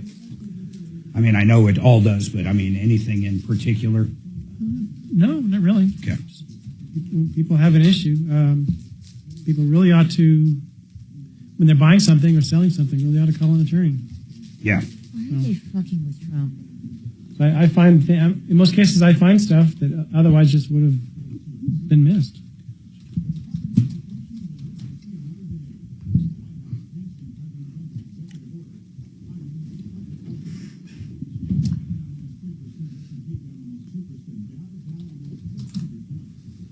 Brett, where's your office?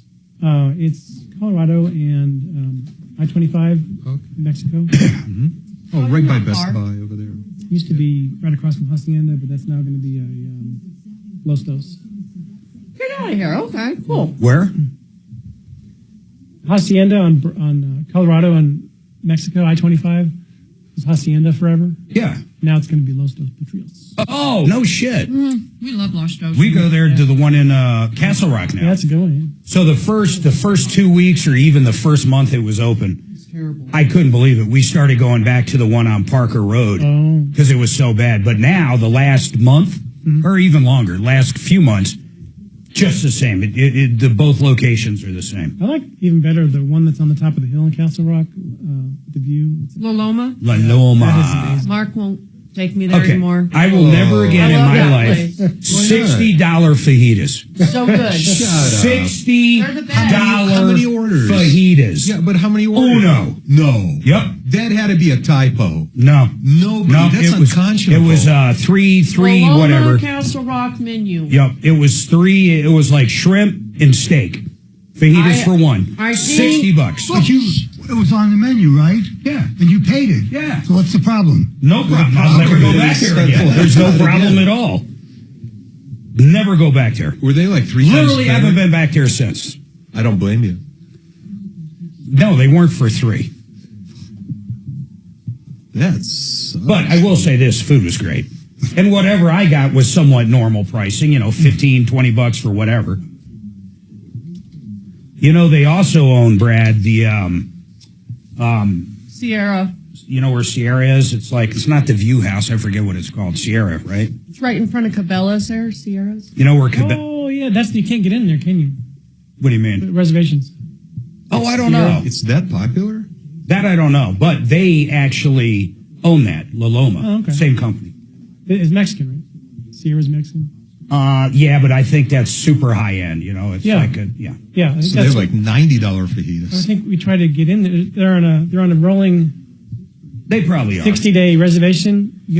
Every single day opens up and it's done first thing in the morning. Wow. Yeah, okay. Why is it so popular? They're not open that long. I People think love it's their just Mexican. dinner. Okay. It's high-end Mexican. It's high-end Mexican. White tablecloth. Yeah.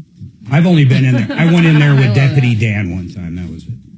I like the one downtown Denver. It's Mexican high-end. I remember, it's like with airlines. What's that? Tamayo? Yeah, Tamayo. In That's the one. Larimer Yep, Square. that's the one. With Frontier nickels and dimes, you know what you're getting. I mean, when you buy a ticket and they say this is extra, this is extra, this is extra, I don't know what the objection is. People get upset because they're nickel and diming you and they're charging for different things, but they have a right to charge you, right? Of course they do. As long as they do it, a priority ahead of time. Yeah, and like I said, there's no problem. I just never went back. No, I'm talking about the airlines. People get all bent out of shape that they charge you for luggage, but they're charging you for luggage. They don't do it after the fact. I think where that really became a problem is when people would show up and it wouldn't fit into their little box, and they just really didn't read the measurements, and they were truly surprised by the cost. Man, I'm trying to zoom in on this menu to get the exact price of their fajitas. Brad. So do you guys, Suze? Yeah. Do you guys do anything for Denver Restaurant Week? It's coming up. Or is it this week? Yes, I think it's this week. Do you do that, Brad? What's that? Restaurant Week coming up. Do you even know about it? Yeah. We've never really done it big time, but I think we are going out next week. One time we did, I think we did a different restaurant each day, or pretty damn close. Their fajitas now, they're $38 for steak fajitas, $74 for two. For two. For two. How about the seafood, the shrimp though? That's $38 and $74 for two. Wow. So Maybe they they heard me bitching about their fucking fajitas. We're going back. We're going back. So you get a $2 discount if you buy two of them. So instead of $74 for fajitas. Oh, right. Okay. I love La Loma. I thought they were So delicious. at Los Dos, fajitas for two. I can get steak. She can get chicken. Whatever. Steak. You get the fajitas for two, and you get the most delicious chili relleno nachos you have ever had in your life. Oh, that's nice. 10 seconds. Guess how much? $40. $36. That's putting money back in our pockets. 630 KHOW.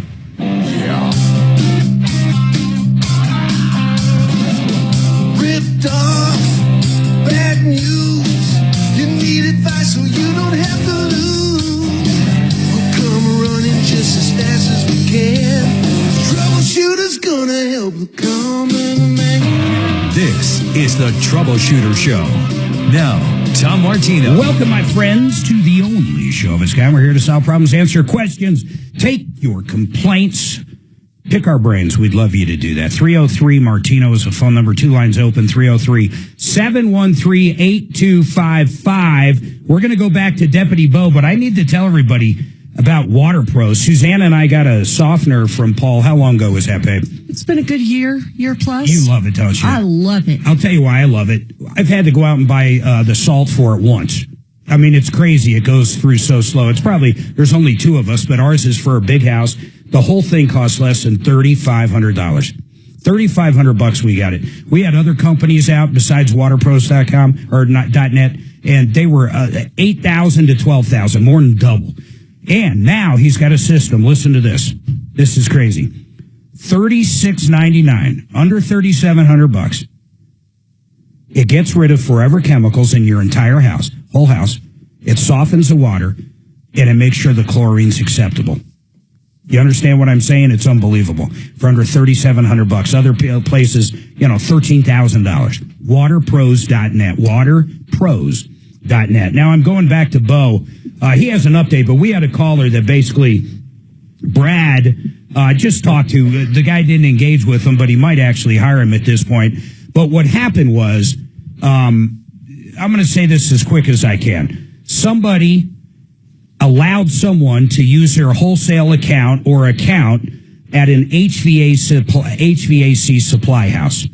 They delivered and installed, I assume, Bo, the furnace to the person's house. Is that correct so far? Yes, they installed 2 boilers and a water heater. So they installed that stuff, but the person that was allowed to use the account, that's not the problem, never paid the supplier, right? They never paid the supplier. So therefore, the person that allowed him to use the wholesale account is looking at a bill from the supplier, period. Right, and in this situation, even though he's an individual, I believe he is now acting as the supplier because he's the one that basically allowed the materials to be delivered. Yeah, no, I would agree with that. He definitely is the supplier at this point. But here's where I think you were going. The supplier can put a lien on the property. There's no doubt about that. They have to do it. What's the period of time? Let's walk through that real quick for everybody. So if a contractor wants to put a lien on a property because they never got paid, let's say an HVAC contractor, when do they have to do it by? Isn't it 30 or 40 days or 90 days? What is it? Yeah, before they record a mechanic's lien against the property, they have to serve a 10-day notice of intent to lien, and that's got to be delivered at least 10 days before the recording. And that 10-day notice has to be delivered within, the 10 days plus the recording have to be done within 4 months after the contractor's last work. So 120 days, roughly. Yeah. So in 120 days, so if, in other words, you can lien a property at any point, but what I'm saying, in order to have a valid lien, if you will, if they didn't do any work in a 5-month period, they'd miss the window. Yeah, a mechanic or a contractor has a lien from day one. Yeah. Now, papering it and recording it is perfecting the lien. And if you don't perfect it and follow the timeline, then your lien expires automatically. Okay. Now, in this case, and then I'm going to pick your brain on liens just so everybody understands how they work. But in this case, they were in the time frame, and the supplier, who was this guy who allowed this other company that apparently is no good to use his account, is going to lien the property, right, Bo? Yes, and he already he filed the intent and recorded the lien, and it was all done within the time period. Yep, it's all done in the time period. So the next part he's got to do, and Brad, please, you're the attorney that does this all the time, but he's got to literally take them to court and basically prove that they owe him money, right? Yes, within 6 months after the last work or after the completion of the project, the mechanic who's asserting a lien has to file a court claim for foreclosure of that mechanic's lien. Right, and that's basically in front of a judge. I mean, yes, it is. It's in district court too, not county court. Yeah, so I mean, it's a real court date. You show up and you prove that they owe you money or prove whatever. You prove your case. And then if that happens, we can talk about the collection part of it later, but that's it. It's pretty much done and over, the liens on the property. Now, the problem that I see with this, and Bo, this was a question I think you were going to, is in Colorado, we actually have an affirmative defense, but only certain things have to be in place for it to work. One, was this property a single-family dwelling? Yes. Okay. It's up in Castle Pines, yes. Correct. Did they have a contract, in writing, a contract with the person that installed the furnace? Yes. Did they pay that person for the furnace? Yes, the contractor was Ken Call Construction. The amount of the job was $38,000, and the ladies that own the house paid the contractor for the work. So the contractor was paid in full. It's a single-family home. And does the owner of that single-family home actually live there? She lives there, and she's the owner. And that's it. I mean, so when they go to perfect it, actually, what is that called? You already said when the perfection was. What's it called when you bring them to court? You're not, I mean, you're basically suing them. So foreclosure of the mechanic's lien. That's what it's called, the foreclosure. So when they go to that part, the foreclosure of the mechanic's lien, that woman or that guy, whoever it is, they could simply assert that affirmative defense if they met that criteria, and then that person or that supplier would not win the case. That's what I want to know, because you guys told me last week that since she's the homeowner and she paid the bill, that she could get out of this judicial. If everything I just said, or if everything that you answered, the questions I said, is correct, yes, single-family dwelling, she paid the contractor in full, she has that affirmative defense. So the supplier has no right to collect on the materials that were supplied? Well, that's what I don't understand. The homeowner, Bo, listen, I mean, whether you understand it, whether it's right or not, doesn't matter, but here's the interesting part. They would have to assert that defense. I mean, am I correct in that, Brad? I mean, if they walked in and this woman had no idea about that, would a judge automatically do that in your eyes? Or the judge doesn't get involved in the argument side, or do they? If there is an affirmative defense to anything, for that matter. This affirmative defense is not like you assert it and then the case is over. You still have to win with this affirmative defense, either at trial or on a motion for summary judgment. Correct, but I'm saying if the homeowner in this did not even know this was and shows up by themselves when they get sued or when they go for the foreclosure action, would the judge actually tell her about it? No, judges don't give legal advice. That's what I mean. So they wouldn't. So if she doesn't know about it, they could still get paid. Right. I'll give everybody out there another instance. There's a statute of limitation on debt collection. So if you didn't pay in most circumstances, depending on where you live or what state, 6-7 years, and you didn't renew it and you didn't make any payments on it, the statute's gone. It's just simply gone. But they can still serve you, bring you to court in front of a judge, and try to prove their case. But if you don't point out to them that it's past the statute of limitations, they could literally win the case. Do you follow what I'm saying? Yeah, so basically this guy's hosed. He's not going to be able to collect. If she asserts that affirmative defense. Well, I'm sure she'll hire an attorney, and Brad quoted, the cost to do a judicial foreclosure is $10,000. Well, Mark, it's like these roofing companies. Roofing companies supply roofing materials, and these roofers do roofs, and then the roofing supplier doesn't get paid. It's the exact same thing, Bo. There's no difference. It's the exact same thing. If they meet the criteria. Can't they sue the contractor for the materials, Bo?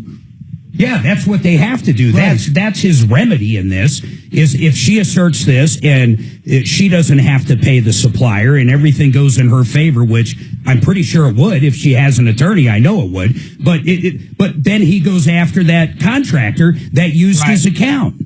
That would be an alternative, but he's explored that. Well, I think that's going to be the only alternative in this case. I'll give and I know where you're saying he has no recourse. He does have recourse. Yeah, after that person. But I know what Bo's saying. Bo's saying it's not fair.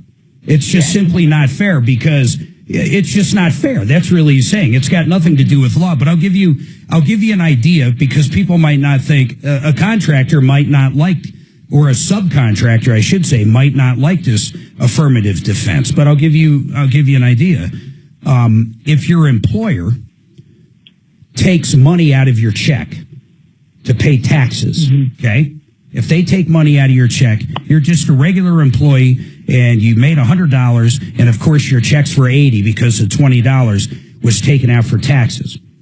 And that employer is unscrupulous and decides instead of sending that $20 to Uncle Sam, that employer keeps the $20. Okay? Eventually, the IRS, the W-2s will match up and everything will come down. A guy named Don Eiley did this, and he ripped off so many small businesses in Colorado. It was crazy. So basically what happens here is the small business is left holding the bag. Believe it or not, with the IRS, in this case, the small business is left holding the bag. So the small business, even though they paid the accountant that was supposed to give it to the Uncle Sam, didn't give it to Uncle Sam, they still owe all the payroll taxes, in Don Eiley's case, over $10 million across 50, 60 different small businesses. And some of them are listening today, I guarantee it. That's how Don Eiley got busted, but it took 10 years. And they went after the small businesses. But the affirmative defense, you might think, wait a second, why doesn't the employee actually owe it? How come these people get stuck holding the bag? Because why couldn't you use the same defense with the employee? Because ultimately, that money coming out of the paycheck is on my behalf. Right. So ultimately, I didn't pay the IRS. But they do hold it there. So the affirmative defense, the IRS, won't go after the employee, but they'll nail the business to the wall, which is absolutely incredible. And that guy ruined a lot of lives. Hey, Bo, I appreciate it. 303-713-TALK.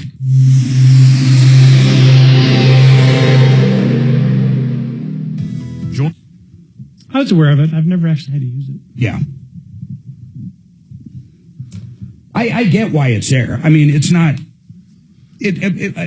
a matter of fair, but I get why it bothers people too. Well, but you can always go after the contractor.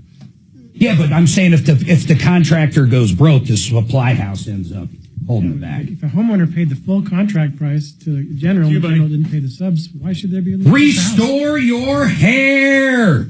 There's a lot of restoration companies when it comes to hair out there. These guys are pretty unique, and I'll tell you why they're unique.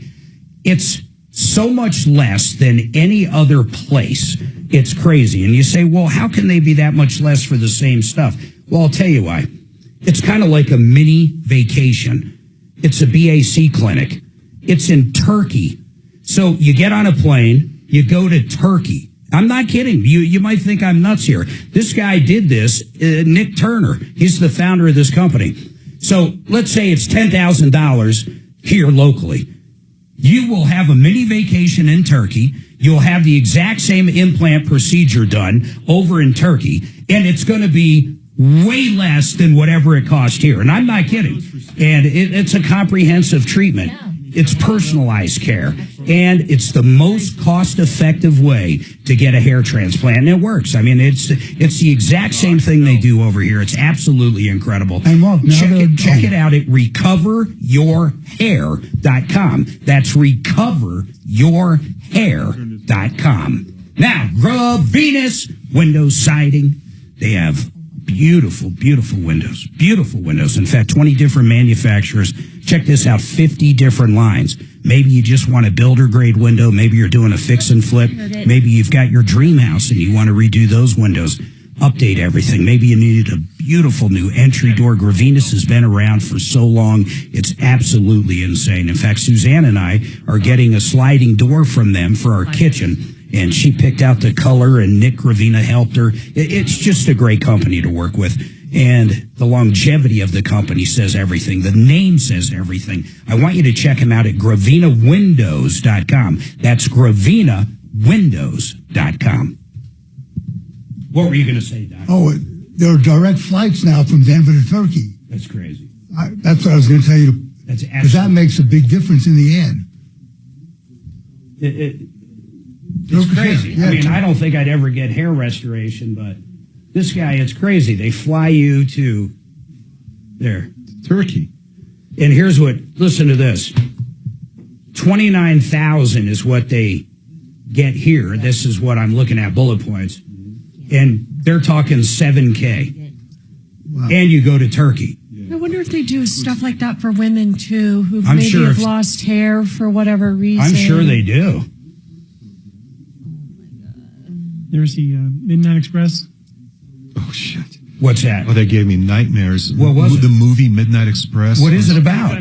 Brad? Somebody dealt drugs or had drugs in Turkey and got thrown in prison. An American. Yeah. Is it a true story? It's a true story. I don't know. It's a movie. And he was there forever? Yeah. Oh, and the abuse and the rape. So it's like bad prison. Yeah. Oh, yeah. It's not the prison to go to. It's not the federal prison Martha Stewart went to. Wasn't there a movie? What was the name of the movie about? Oh, Midnight Express. That's what I'm listening to job, Doc. Yeah, that's right. I'm like 45 seconds behind. Well, I'm like the computer with our phones. There's a delay between what we see on the computer and what happens in real life. That's funny. Yeah. Thanks for calling Troubleshooter Show. Please hold. It is kind of funny thinking how rules are set up. I really do like that affirmative defense. Now, I wouldn't like it if I was a supplier and didn't get paid. But I do, in general, I think it's a good defense. So I take it Bo's friend is not going after the guy who absconded with the equipment. No, he's going after the homeowner. Yeah, I know that, but it makes logical sense to go after the contractor. What's funny is he has no money. What's funny is if that homeowner called in saying, "Hey, I just got leaned." Let's do that. Let's arrange for that. Can you think about that? Literally, if she called in, we would tell her about the affirmative defense and she wouldn't be worrying anymore. Although, buying that high efficiency system he was talking about, I guarantee he's talked to a lawyer. What do you think of that? Brad, do you agree? I mean, it doesn't matter to you. You're an attorney. You follow the law, but... Oh, no, I was just saying that if a homeowner paid the full contract price to the general and the general didn't pay all the subs, there shouldn't be a lien against the house. I agree. They paid the full amount. They paid it. I agree. Go after now there's also the trust fund statute, which makes the... How does that work? Well, the general contractor that received funds from the homeowner to pay the subs holds those funds in trust. And then if they don't pay those out, provides for attorney fees against... and possibly even, not jail, but possibly even a criminal misdemeanor, I believe. Without checking, I believe that if a GC is a company, that the principals, the officers, could be held personally liable. I haven't looked at that in a while, though. Pull that up or do whatever, because I want to talk about that. That's important stuff, too. You 2 more house spots that I saw. 888 in region. I'll do 888.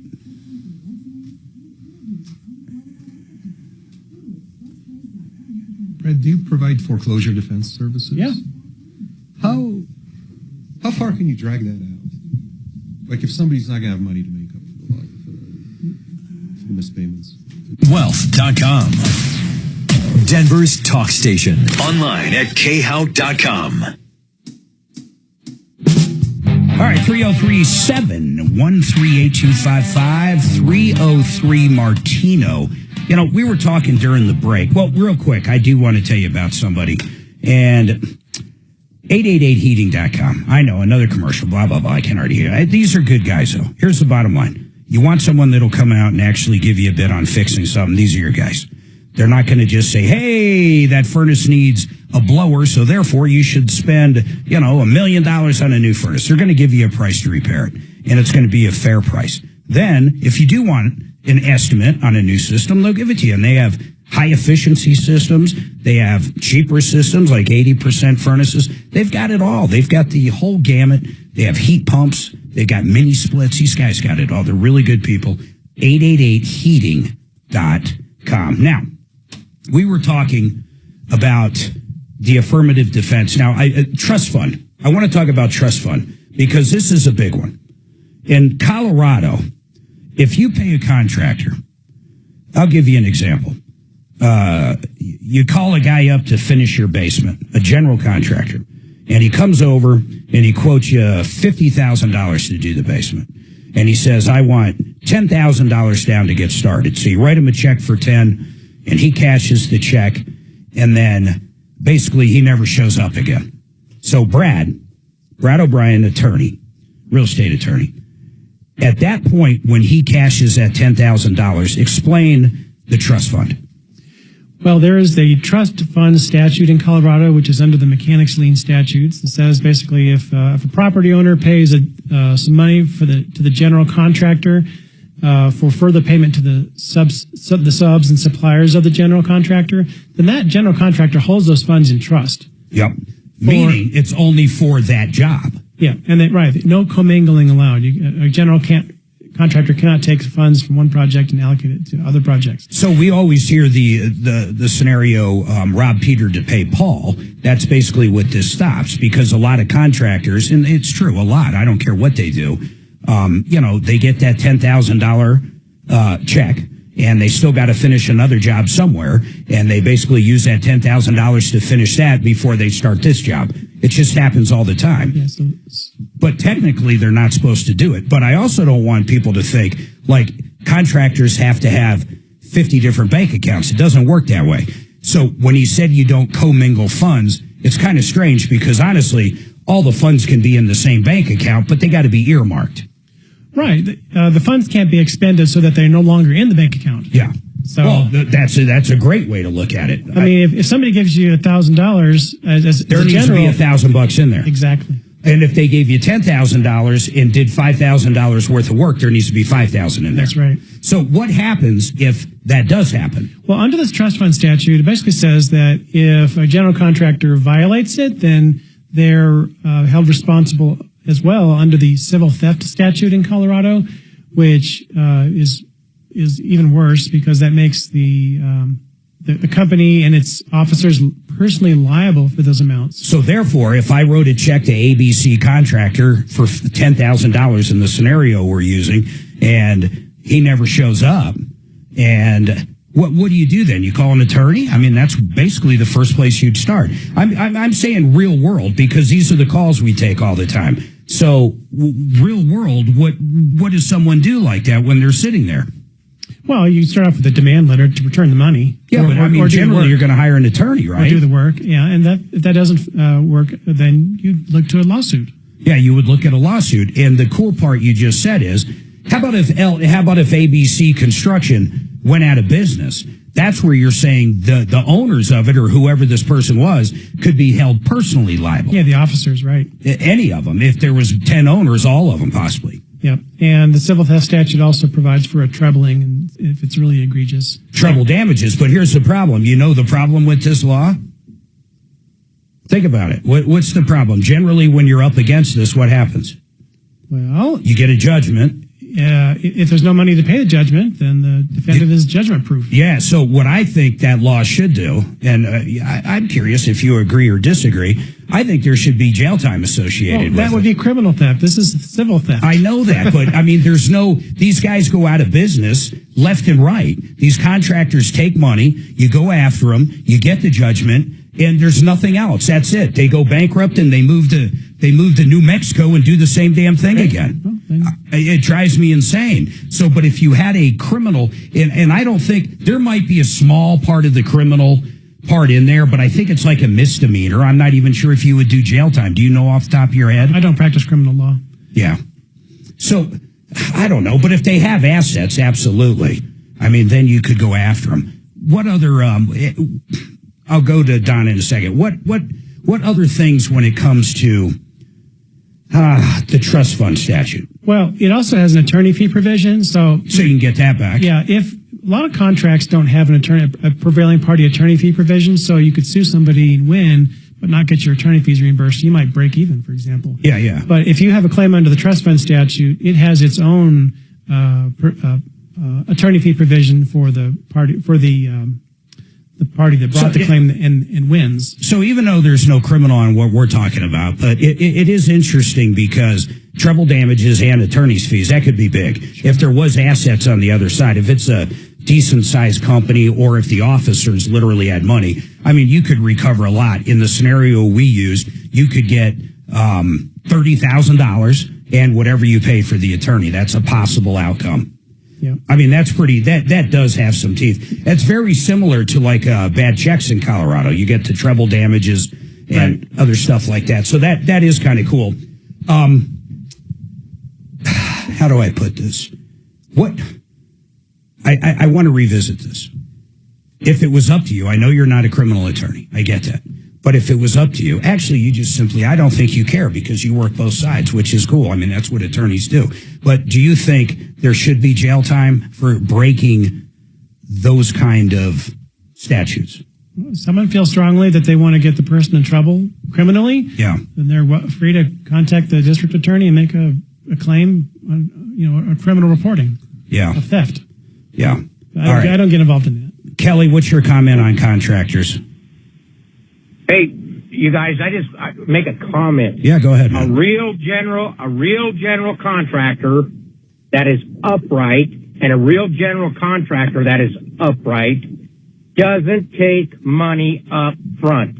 They finance the entire job. Mostly, yeah. And send you no, not mostly, 100%. Well, no, wait. Kelly. Commercial work. No, there is no, that's what people are getting screwed up on. I'm not talking just roofing a house or something or having a plumber come over and run you a drain and stuff. Kelly, can I talk for a second? Go ahead. How about if I have a custom house and I want to get new windows for it, and I have K&H or Gravinas or someone come out and they're going to measure and they're going to order from a factory custom windows? You don't think you shouldn't put a deposit down? Absolutely you should. Those windows can't be used anywhere else. No, we work on $18 million houses, $40 million houses. What do you do on them? Those are custom houses. I own a fire sprinkler company, okay? Okay. And I have never been paid up front ever once for anything Kelly, that's custom. I agree with you 95% of the time. If you listen to the show, I'm the one always touting that. But there is some special order stuff I simply disagree with you. We can disagree. Fine. But a general contractor, if you have a custom house, when you're ordering 65 different windows, that each of them, the cost on them is over $3,000 and $4,000, you don't pay for that. That type of person is looking at a $12 million house, has the wherewith to have a real general contractor that has the wherewith listen, man, to do the right thing. I couldn't agree more, but when it comes to custom stuff, I do disagree. What you do is you pay for it. For example, on the windows, you pay for them on a credit card, and if you don't get them, you can contest the credit card. I mean, that's what I would do. Personally, that's exactly what I would do. Now, I understand the other part to this, though. Here's the other side of the argument. Here's something you didn't bring up, and I brought up on the air a lot, Kelly. It's very interesting because the contractor, and I've argued with some of our own people on referral lists, but it is the way it is. So, and it's not going to change. It's the entire industry. But here's the deal. You custom order something, and if it is going into their primary residence, and you're the general contractor, you do have the power of exactly things we've been talking about, leaning the property. So most likely, eventually, you'll get paid. But going through that and waiting for someone to sell the house and actually getting paid is a whole different story. It goes forever. I got to take this break. But Kelly, I do appreciate everything you're saying. And when it comes to a new furnace or a new water heater or a roof or anything that is not custom, I agree 100%. I would never pay any of them up front. Not in a million years. Hold tight.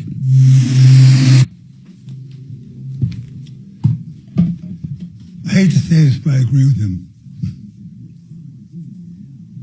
See, Okay, so we're going to talk about when you have the lien, what's the next step? So you have the lien, you went to court. And Mark will be with You're you good. right after the break. Now, if they don't sell the house, what do you do?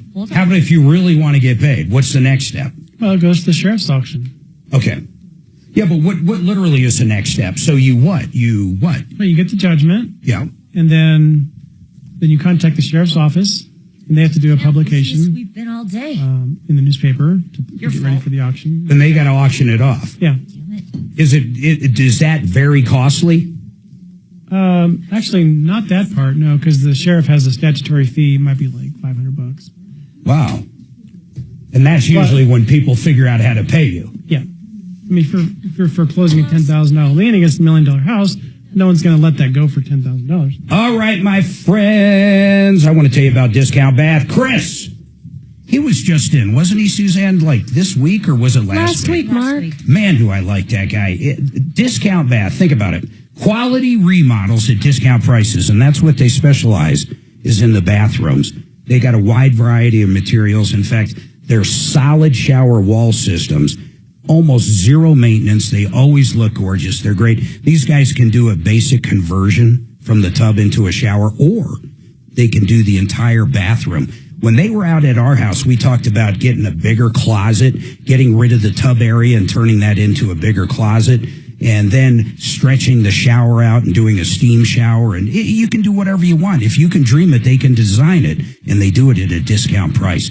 They'll come out to your house. They'll talk to you. They'll do all of it. They're great people. 720-979-2322. But listen to their website, discountbath.com. I'm not kidding. Go to them right now, discountbath.com. In fact, when you get to the website, I love when I'm talking about stuff. You know, there's no scripts. When I do spots for people, I have bullet points, and I'm going to run long on this one because that's my prerogative. Here's the deal, though. I really do like Chris, and I love what he did on his website. I don't know anybody else that does this. You can go to discountbath.com, go down to the bottom right, I believe, and you can actually upload some pictures of your current bathroom, and they will give you a bid over the phone depending on what you want done. So you don't even have to have them out. You can get an idea of turning that tub into a shower, and I'm not kidding. Discountbath.com.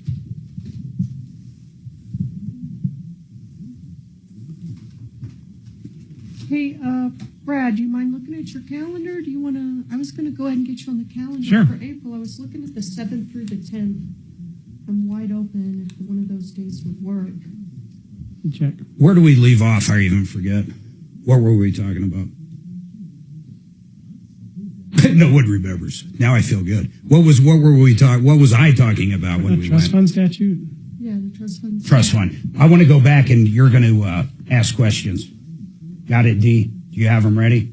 Oh, for Brad? Yep. Oh, I do, but there are calls over there. Yeah, I'll take Don. I really think, see, people don't realize this. Mm-hmm. Call volume, it really means nothing. Mm-hmm. It, honest to God, means nothing. Yeah, I agree. It really doesn't. The education value is great. Yeah. It makes you feel good going, oh, people want to talk to you. I get that.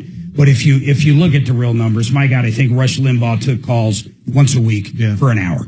So the whole core to this show, to be quite honest, is the education value of getting out of it. 100%. I like talking to Brad. I like talking to personal injury attorneys. I like talking to contractors.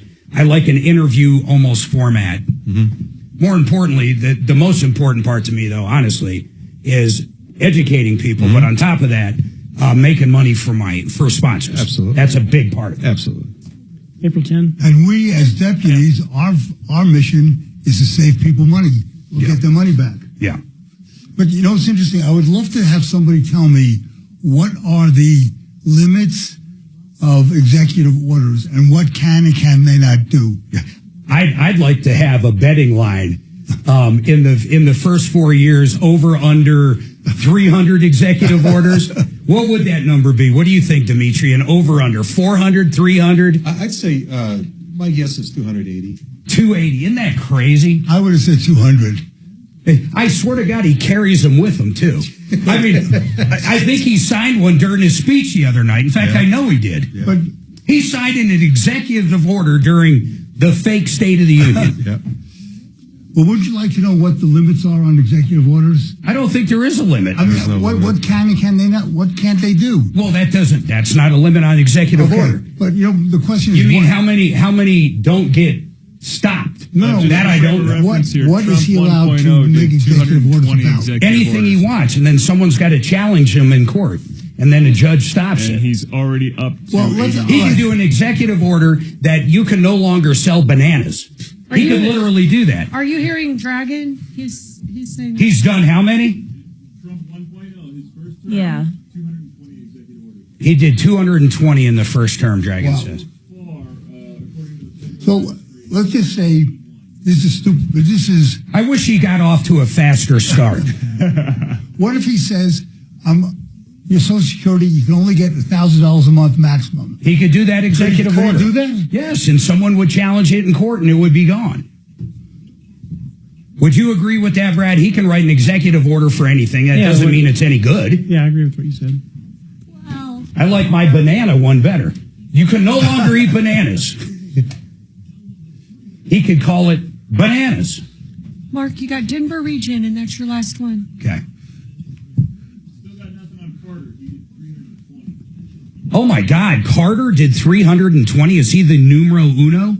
Well, it doesn't separate out into terms and whatnot, but I know Carter only had the one term, so... How about Bush, how about not Bush Jr.? Because of Kuwait, or not Kuwait, that would be Bush Sr. How many? John Fuller on your side. Call Fuller.com. All right, 303-713-8255.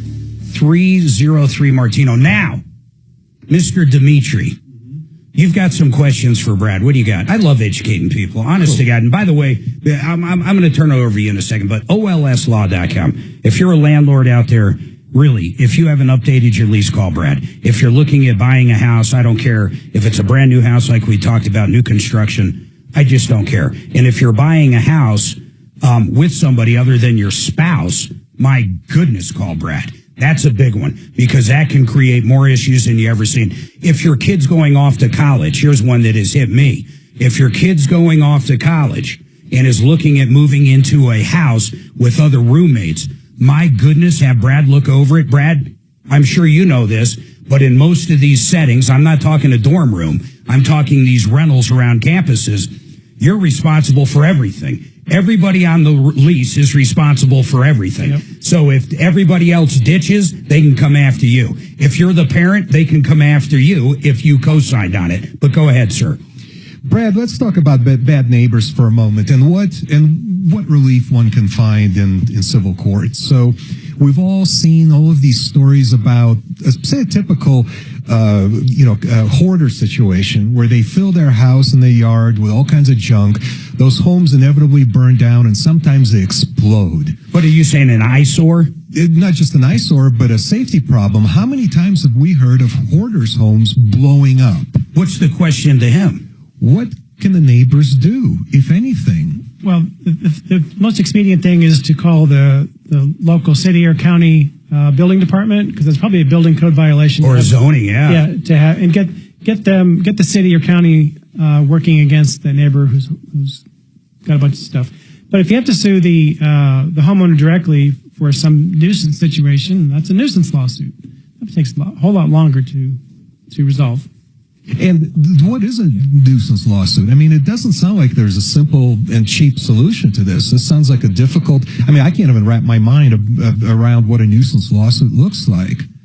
What kind of relief do you ask for in that case? There's a threshold to bring a nuisance lawsuit because the courts and the law presume that people have thick skin. So garden variety disputes between neighbors, like shouting and name-calling, there's really no remedy in court. Courts really are not set up to handle this kind of situations, because if they were, courts should be overfull with lawsuits about people yelling at each other and calling each other names. On that topic, Suzanne, do you remember the guy with the bright light? Oh, yeah. So listen to this, Dimitri, a little before your time. He had, I think it was a newer house he just built, and he put up these beautiful, they like street lights, but they were in his driveway. But when they were turned on, they were so bright, the neighbors were going ape. You know what I'm saying? So, but the curious part is, He actually had a company come out and measure the light. The light was too bright for the zoning. Well, but hold on. It really was. It wasn't supposed to be as bright as it was, according to the municipality. I think it was in Denver. Yeah, but very few municipalities have actual objective numbers for lumens or if it's a sound violation for decibels. Yeah. And so if there is something like that, great. You can say, oh, this municipality has this decibel limit. And they did. Okay. But they wouldn't do anything. But I know. So wouldn't do a damn thing. Right. Nuisance cases are the strongest when there's some physical manifestation of something off-site coming on-site. Got it. So if there's like a factory that's blowing smoke and the smoke lands on your property, okay, then that's a stronger lawsuit than if it's some off-site noise. Yeah, I got it. No, that makes sense. And then that's a big one in apartments, of course, here all the time. You know, the person above me is making noise. Go ahead, Dimitri. Yeah, now in the example, the theoretical example that I cited, you know, the nuisance that I told you about also has a direct impact on the value of the neighbor's properties. I mean, it's much more difficult to sell a house or a condo when the potential buyers come over and witness this mess.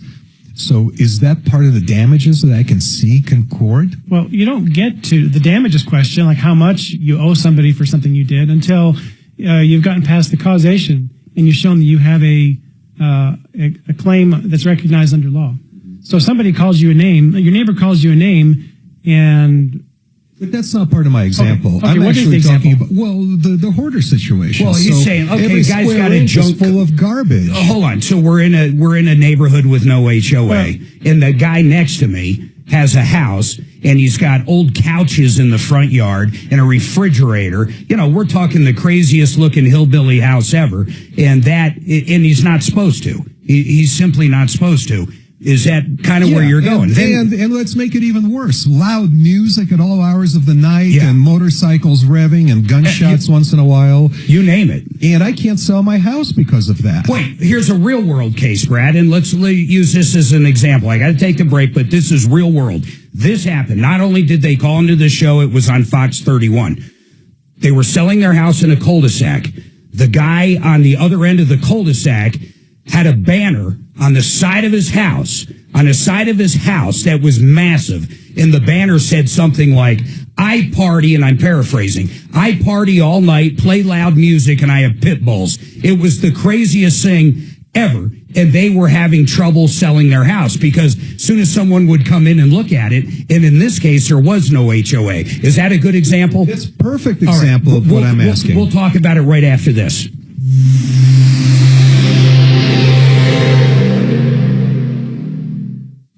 Now, Impact Traffic. This report is sponsored by Straight Talk Wireless. Some usual slow spots throughout the Denver metro for the early afternoon commute. I-25 northbound slowing down through downtown, seeing speeds in the 40s and 50s between Alameda and Colfax, only adding about a minute or two to your commute. Off highway on the north end of town, Federal Boulevard, we've got a left lane closure between 92nd Avenue and 104th, both north and southbound roads for ongoing roadwork. I-70 east and westbound flowing free to and from the DIA area. With traffic, I'm Mark Swan. Ready for the special season that's not on any calendar? It's free phone season. Switch to Straight Talk Wireless this tax season and get real unlimited data on a reliable 5G network. Available at Walmart or straighttalk.com. You know, thank goodness we're in March, but I'm going to tell you something. We're still going to have some more cold days, but, you know, hopefully we start warming up. 888heating.com. I've said this a few times. If you're a first-time customer, they'll come out. That furnace has been running all freaking summer. It's time to basically get it cleaned. All that dust that's been going through it, they're going to come out, tear it down, get rid of all the dust. And by the way, that dirt, that dust, is the number one killer of a furnace. On top of that, they're going to put it all back together and give you a no breakdown guarantee. So that's all for $45. And it's pretty obvious why they do it. But other companies, I'll say this, I'll be honest about it. Other companies do it, but they come out and they just try to sell you something. This is a real deal. They really want to show you how great they are. And then in the future, when something breaks, like that furnace or that air conditioner or your water heater, they are going to be the ones to call. It's pretty basic. You know, there's a cost of doing business. And there's a cost per customer. You can spend it on different forms of advertising. You can give someone a great deal, a buy one, get one free for the first time. This is how these guys at 888heating.com build the business. Check them out, 888 Vesteraheating.com. Vestera Properties, April 5th. I want you to get signed up for this. They're going to tell you how to become a landlord, and basically they're going to do all the work for you. They're going to find the right property management, and on top of that, more than anything, they're going to find the right property, a property that's actually going to appreciate over time, and it's not going to be in Colorado, I promise you. They're going to find an area in the country that simply is a great booming area, something maybe a big company's moving into or something along those lines. But they're very good. Barry is so good at finding those areas around the country. Then the perfect house, not a fix and flip, a house ready to move into. Then you can rent it out as long as you want. The property manager will take care of that. You collect the rent check. Then as it appreciates, bam, you sell it, you make the big bucks. Check them out, VesteraTurnkey.com. You can sign up, give them a call, sign up for the April 5th, ask them all the questions, put them to the test. It's going to be pretty cool. VesteraTurnkey.com. Offer valid on standard browsers, U.S. only. Here's the lights Holy crap. for the house. Yeah, that's a legitimate complaint. Yeah. On what? The lights on the house. Sue's just showed me a Oh, is that the picture? Oh my God, yeah, look at that. That is wild. It looks like two headlights at you. Well, exactly. I mean, that's totally legitimate. They wouldn't. So, like, basically what you were saying, but they called zoning, they called everybody, they had proof, they paid it's a nice house, man. They paid a lot of money to prove, I mean, the neighbors, and they both have money. They paid a lot of money to prove that they were breaking the zoning or ordinance or whatever you want to call it, and no one would do anything. Yeah, and that's not a thing. And that's the context of my question. Unable to get the city to do anything about it. What are my remedies? Can you sue like a third party in that case? I don't know. Could you? See, it's weird because then you have governmental immunity. Yeah. But if it was an individual that was not doing something they're supposed to do, like I could sue a landlord whose tenant I didn't like, right? If the tenant won't stop doing something, I could take action against the landlord because his tenant's breaking the rules. People often ask me, can I sue somebody? Of course. The answer is always yes. I know. Are you gonna get any money? Do you have a feasible claim? That's a separate question. But no, landlords don't have liability for what their tenants do. So long, guys. See you tomorrow for pizza day. Later, bro. I think we got full house tomorrow. Well, maybe I'll go to Tom's and we'll talk about it. What's that? Well, either if you no room here, maybe I'll go to Tom's. So No, I don't. You can come here if you want. That's not what I'm saying. Don't plan I'm Tom's. What? No, Don't definitely plan not at Tom's. Okay, well, I'll see you here tomorrow. 100% not at Tom's.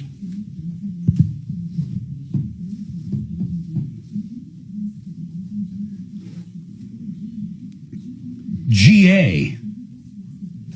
Don't take GA if you're allergic to GA.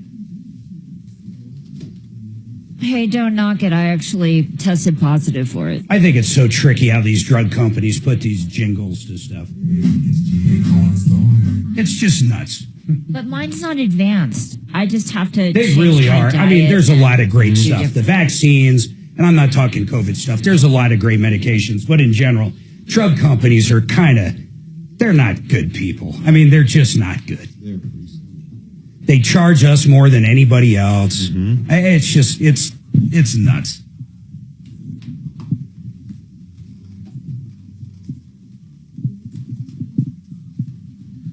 They have immunity from lawsuits. You have Mark Szymanski holding. Yeah, I'm going to do it real quick, and then we'll give Brad's number out about 10 times. What's your average call from us? Meaning, is it like a landlord? Is it what is the average call just generated by us? Or it's just such a hodgepodge, it's crazy. Yeah, property owners and landlords. I push that lease thing. Usually involving single family. Mostly it's residential and consumer. Hardly ever commercial. I think your listeners are going to generate residential and consumer calls, not really commercial business. Yeah, it's a consumer show. I don't think anybody's ever called me and said, I have an office building. I actually have gotten somebody with a small retail, maybe like a very mom and pop. And he was leasing it out. Mom and pop commercial owner, yeah. Very small retail. A lot of those guys that own big property, well, not even personal direct line to us. I have John on the line. Just tap that little microphone. John on the line again. While listening to Denver's talk station, 630 KHOW. All right, 303-713-8255. I'm going to take this call real quick. Hey, Phil, what is your question on stucco? Please, sir. Well, I have two questions now because of your story on hoarding. Yeah, but the hoarder next to him. But what is the one on stucco? Because I have one of our stucco experts up. What is it? Okay, I had a guy out here giving me an estimate on stuccoing the exterior of the house. Okay. My question is, I asked him if he could leave the wood shingles on the sides of the house. Oh, what do you say? That's interesting. And he said he could, but I don't think he said how. And I'd like to know if you can stucco and leave the wood shingles on and have some kind of barrier that prevents the wood from swelling. That's a great question. Mark Szymanski, I got to rush you through it because of the time. You heard it. Yep. I heard it. So, yeah, I mean, if it's wood shake shingles, I'm not too excited about that because they have no structural. We'd have to get nailed through those, and you're going to put basically chicken wire on there, and then you put your scratch coat on top of that. I think a better install is to put take those off, vapor barrier, chicken wire, and then start getting your scratch coat on there, and then put your stucco coatings on top of that with your mesh. And Mark, you guys, I mean, you would love to give them a bid, I'm sure, but you guys are very price competitive. Phil, Mark Szymanski, Genesis Total Exteriors, very, very price competitive. And by the way, you can call him at 303-679-8509. Phil, I'll take you in the morning. I have no problem with that, but I am up against it. And I got to tell everybody, Brad O'Brien, honestly, Brad, I appreciate your in today. You have given out such great information. People on the podcast are going to love this. But any questions, real estate, you want to talk to an attorney, Brad, once again, you do everything, right? Thank you. Everything commercial. In fact, people out there with buildings that are leasing them out, give Brad a call. He might be a great member of your team to work through different leases and aspects like that. But anything commercial, 720-370-7388, 720-370-7388, or olslaw.com. I'll see you tomorrow. It's car day. Follow Tom Martino at Real Tom Martino and stay connected with all of us at 630 KHOW, KHOW.com, and on the iHeartRadio app. This is Denver's talk station, 630 KHOW. Criminal defense, DUI, or other charges. Free initial consultations. Flat rate pricing. Joseph A. Lazzara, 303-429-6200. LazzaraLegal.com, L-A-Z-Z-A-R-A. Joe Lazzara, 303-429-6200. For nearly 40 years now, kitchens, baths, counters and floors, finished basements, and windows and doors. Done right. Bank financing or significant cash discounts. You have our word, we'll treat you right at Done Right. DRHI.com or 800-362-8370. Taxes was not knowing your full financial picture. Now Taxes is getting and maximizing your refund all in one place. Credit Karma, where a TurboTax expert can do your taxes for you. They'll get you the most money back, guaranteed. Then you can do more with all that money, all in Credit Karma. Now this is Taxes. Intuit Credit Karma with TurboTax. Get started today. See guarantee details at TurboTax.com/guarantees. Experts only available with TurboTax Live. Joining the conversation is one thing. Thank you for taking my call. Taking my call. But when doing so gets difficult, there's the TalkBack feature on the iHeartRadio app. Oh, cool. How's that work? Just tap, record, and send all within the app. Hoping maybe